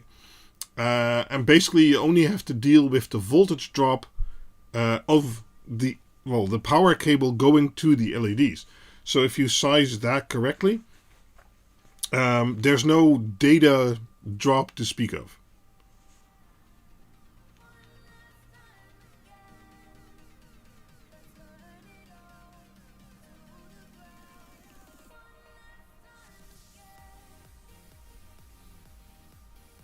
Come on, guys, this is your time.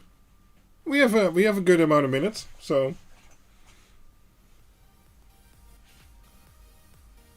Hey, we even had royalty visit this stream. We had Bit Looney, and I think Dr. Z's was here. Awesome. Dr. Z's is going to stream again in, I believe, 6 to 7 hours. So if this is your morning, you know what you're doing during dinner.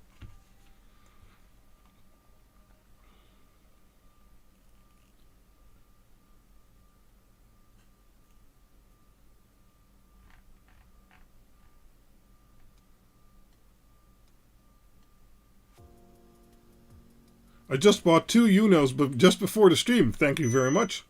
Oh, Top Cam is dead. Hey, we quit that right at the right time.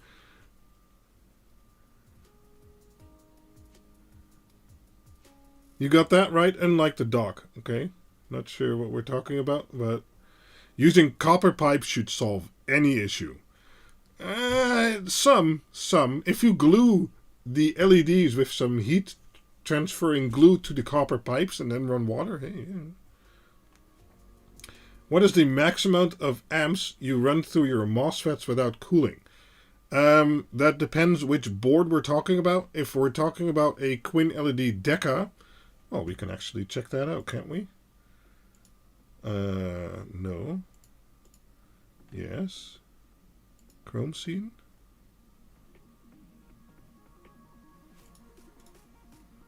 Let me see if I can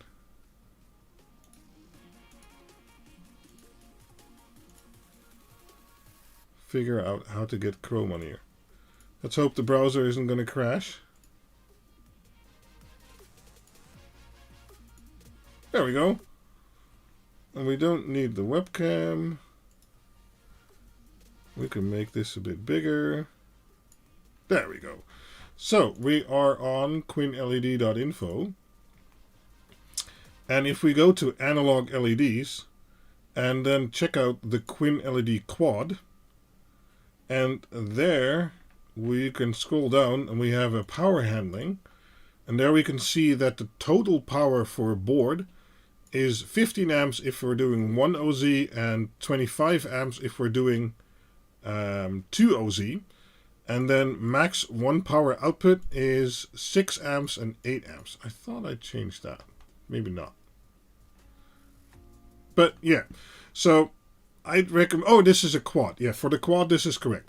I'd recommend staying around 6 amps for a single output. For a single output. I've tested it up to 8 amps and it doesn't get too hot. But if we're talking 28.8 watt LEDs or watt per meter LEDs, I believe you need about 6 amp for a single channel. But then make sure to take into account there is also a total board limit which plays together with the total power limit per port. So if we have 15 amps in total, you can only run 2.5 ports at maximum, and then you've maxed out the total board power. If we're looking at the Quin LED Deca, that one is lower because it uses different MOSFETs. If you use 2 power connectors, you can do about 25 amps. And if you, 40 amps, I tested it. Let's make it 30, but yeah. But per MOSFET, you should only do 4 amps because if you have 1 OZ copper or 2 OZ copper, it doesn't matter. Those MOSFETs will get too hot if you do more than 4 amps per channel. But again, you have per channel and per board limit. Oh, you mean a wire? Okay. Yeah, the FD8447Ls. FDD844. That is, I believe, for the quad. Yeah.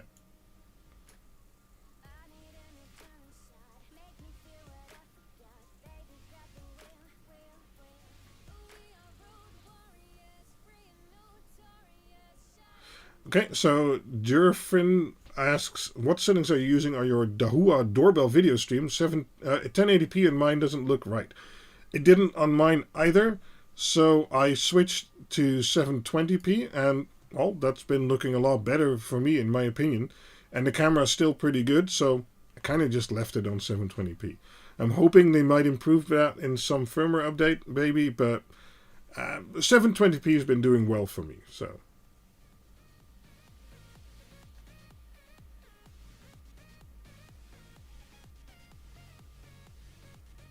Yeah, there is some weird stuff on the OnVIF and the order of those RTSP streams on the doorbell. So I just have it added as a single RTSP to my NVR and look at the 720p stream. And, well, that's been fine. I did mention that during the review, I think. So Thanasis I have garden lights I wanted to put LED in and use the ground as data, because they all run individual cable and then have individual garden lights. I was just afraid the cable would be too long. Not sure I follow completely.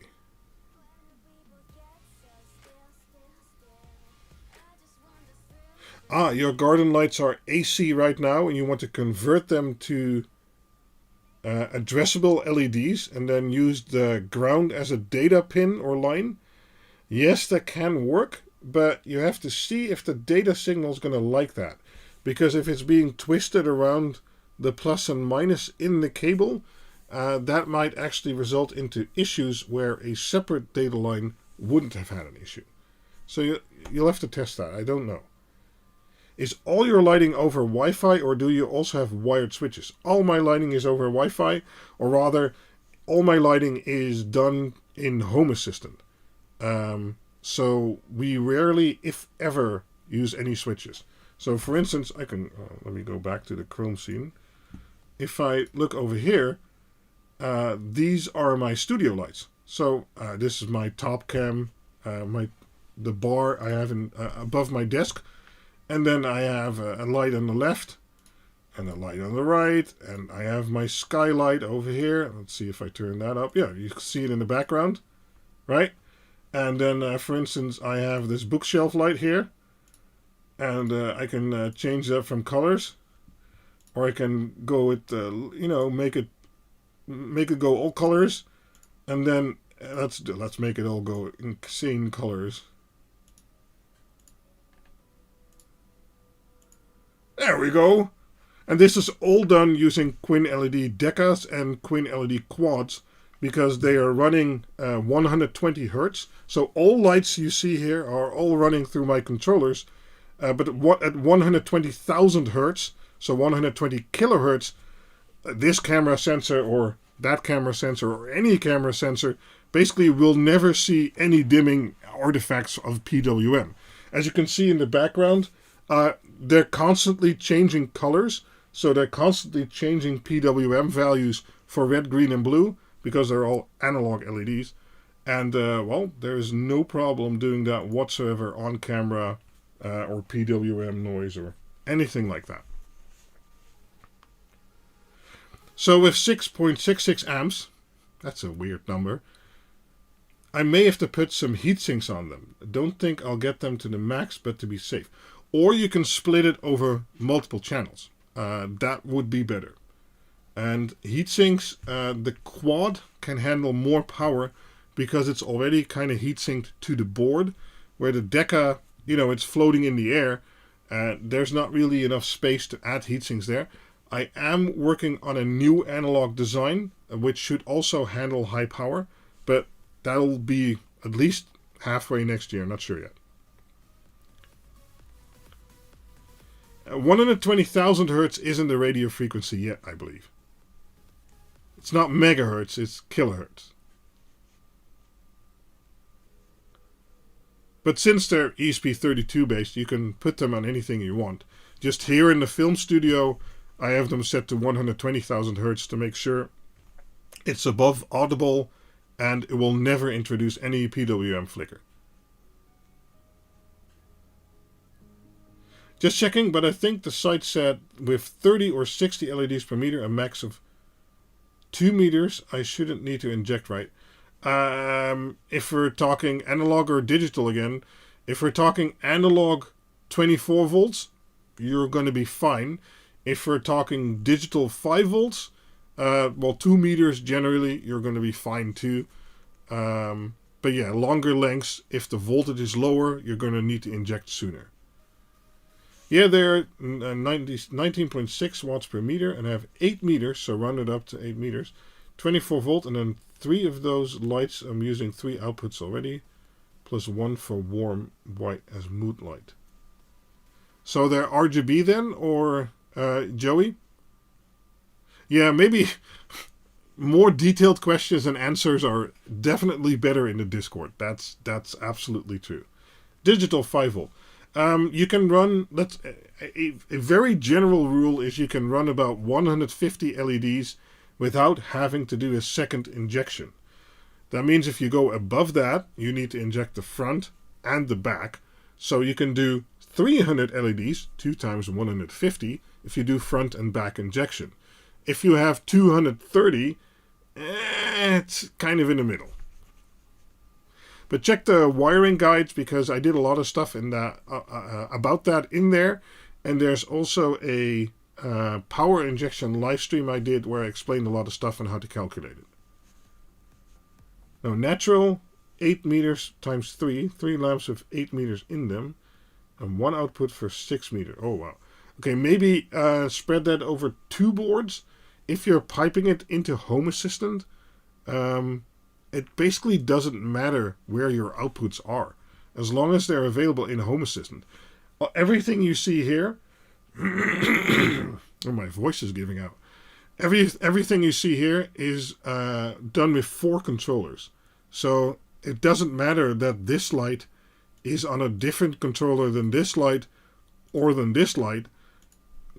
In the end, they're just switches in Home Assistant, and you can make scenes and animations and whatever. It doesn't really matter which controller the light is connected to. So if you're going to do high power stuff, just use more boards to spread out the heat, basically.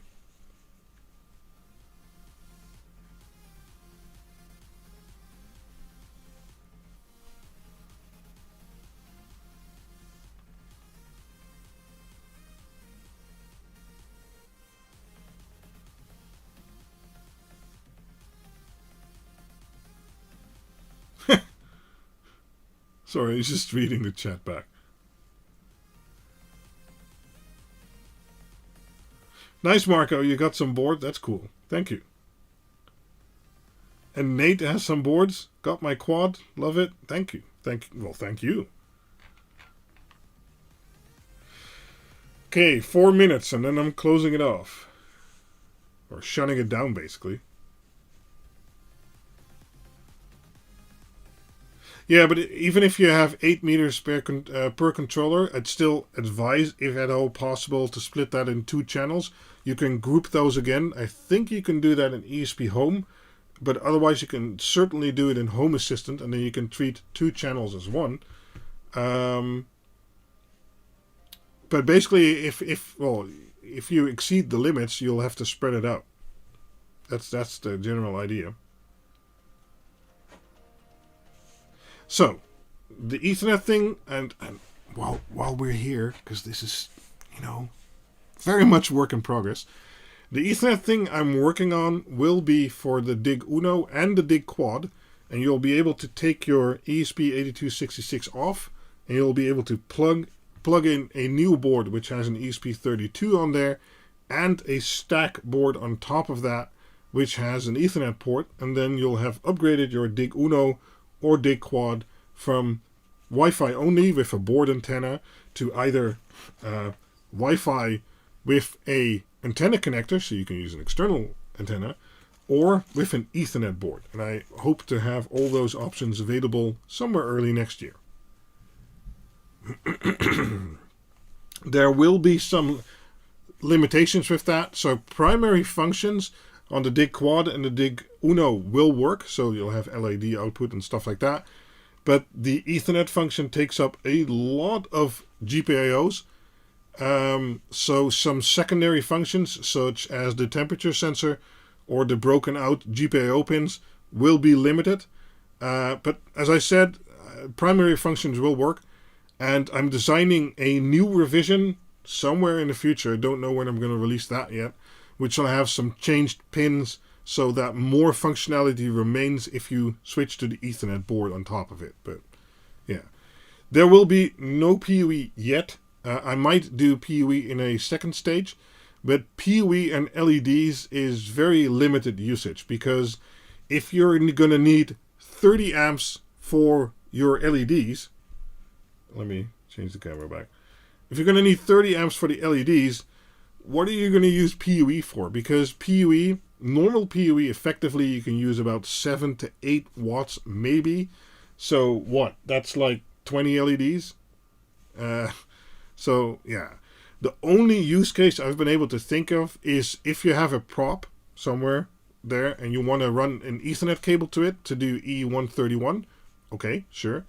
And then you have a big power supply there and LEDs. But those LEDs, even if they're off, they will still use power because each LED has their own controller. Well, then you can use a relay on one of my Quinn LED boards, cut off the AC power supply, and then keep the board online using PoE. And then once your show starts or something like that, you turn on the relay, power supply boots up, and you can turn on the LEDs again.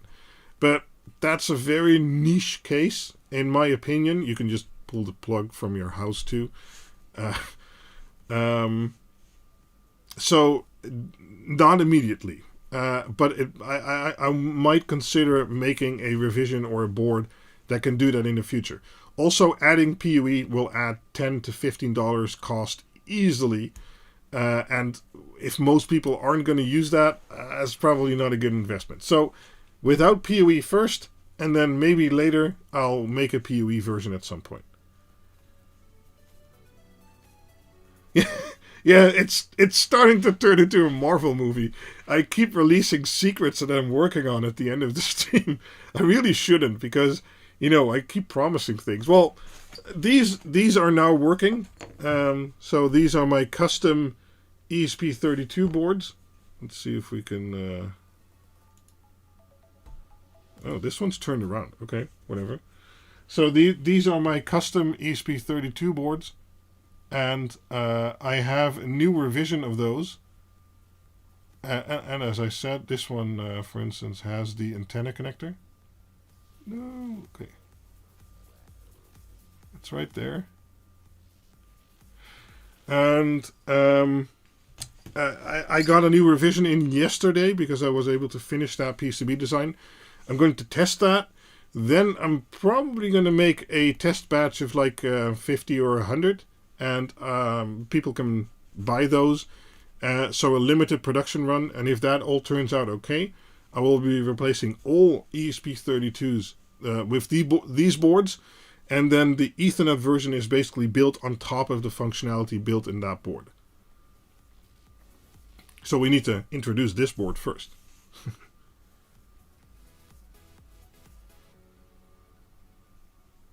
Possible release date? Yeah, not sure yet. I like how you squeezed in the serial LED. Yeah, the serial IC. Yeah, I can show you a close-up. Hold on. So, let's go newest version. This is newest version. And let's go desk.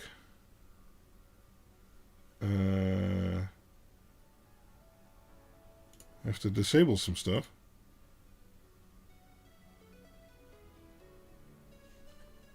What's going on? Oh, wait. I have to turn it off. Okay. Hold on. If you only had a microscope. Well, I have something better. It's a giant zoom lens.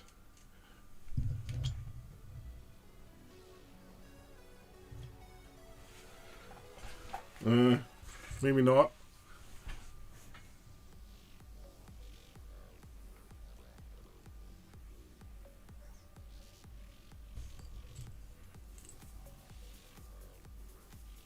There we go. Giant zoom lens power.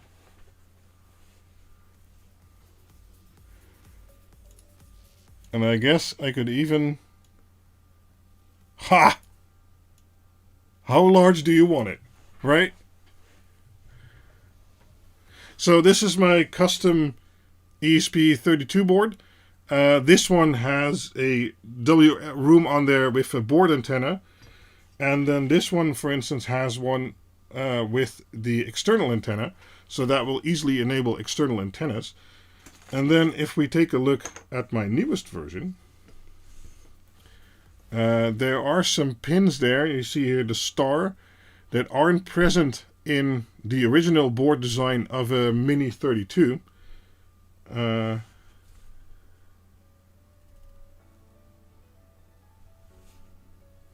Thanks, Ithami. I don't know how fast it'll go. We'll see.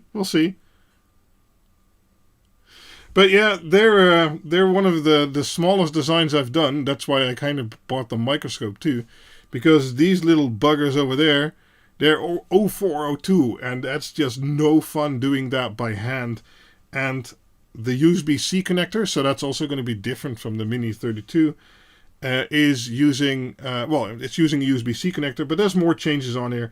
There is a fuse on there, so there's a P2C fuse. There's reverse diode protection on the module itself, because not all ESP32 development modules have a reverse polarity diode for backfeeding the USB port. there's automatic boot selection, but most have that. There is a giant cap on there to provide some more power stability. And there's some other little tweaks I did in there to optimize the design for what I needed to do, while staying mostly pin compatible with the original Mini 32. Because as you'll notice, there are 9 pins here and not 10. But then again, the 10th pins were all broken out to the internal flash interface, so I never understood why they were there anyway. So, yeah. Hey, thanks, Aithami. I don't know if I'm saying your name right. Aithami Espantoso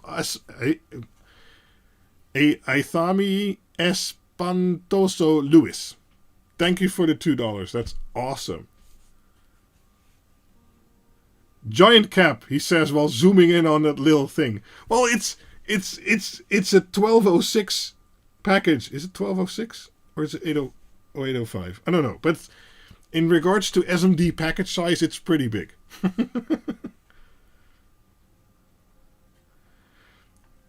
I have a question. What diameter of heat shrink tube for 3-wire LED strip? Most LED strip is 10 millimeters wide. So if it's a 10 millimeter wide LED strip, you can generally get an 8 millimeter wide heat shrink, because if you squish it a little bit, it becomes the 11 or 12 millimeters you need to slide it over the LED strip, and then you can heat shrink it in place. And get some double or triple walled or whatever they call it, which has the glue inside. That's really awesome stuff.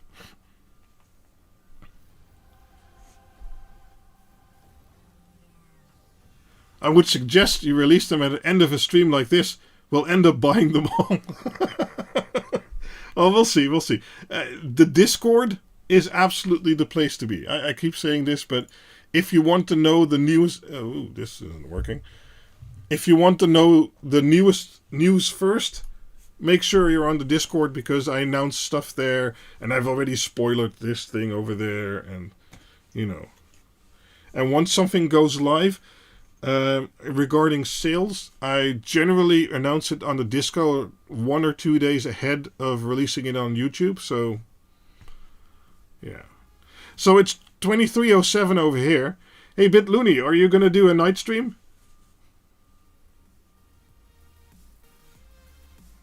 Because my voice is gone. I can still type, but... How many people are watching? 124. Nice. Thanks, guys, for hanging out. It's really cool.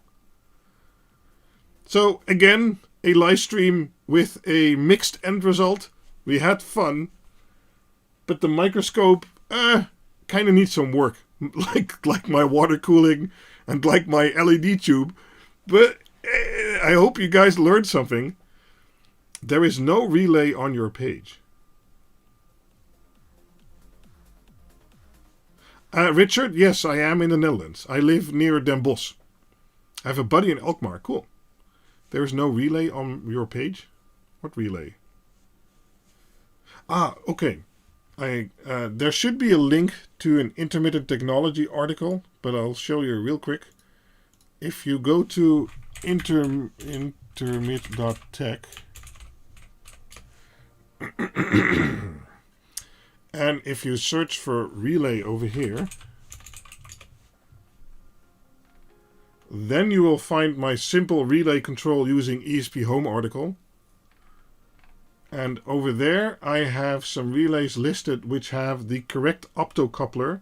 So they trigger with 3.3 volts. So that's important. If you buy a relay for an ESP8266 or an ESP32, you need a relay that triggers at 3.3 volts. Now, most relays trigger at 5 volts, but if you have an optocoupler between there, the optocoupler generally reacts at 2.5 volts already, and then sends 5 volt to the relay it needs. So get a relay with an optocoupler on there.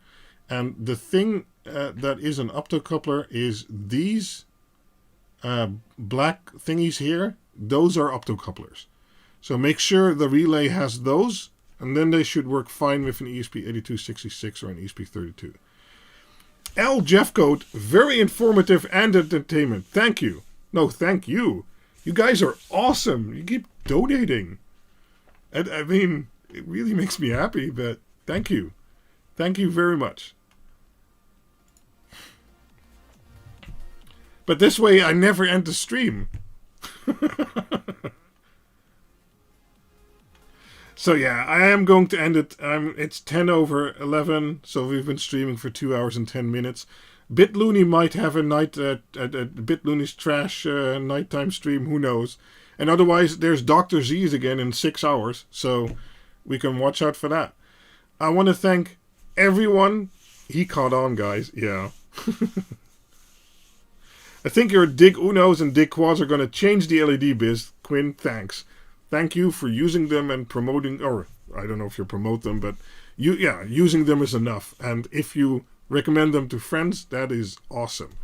So Joey, I am going to stop the stream. Yeah. Thank you again. Thanks for watching, and let's hang out again soon. There is a stream I am planning which will be building WLED or compiling WLED using Visual Studio Code, making some changes and how you do that, and maybe do the multi-channel firmware and stuff like that. But that's going to be a different live stream. So, Superhouse TV streams as well. Cool. Leuke stream. Nice. Thanks, Richard. Thanks, everyone. Okay, catch you guys later. Bye-bye.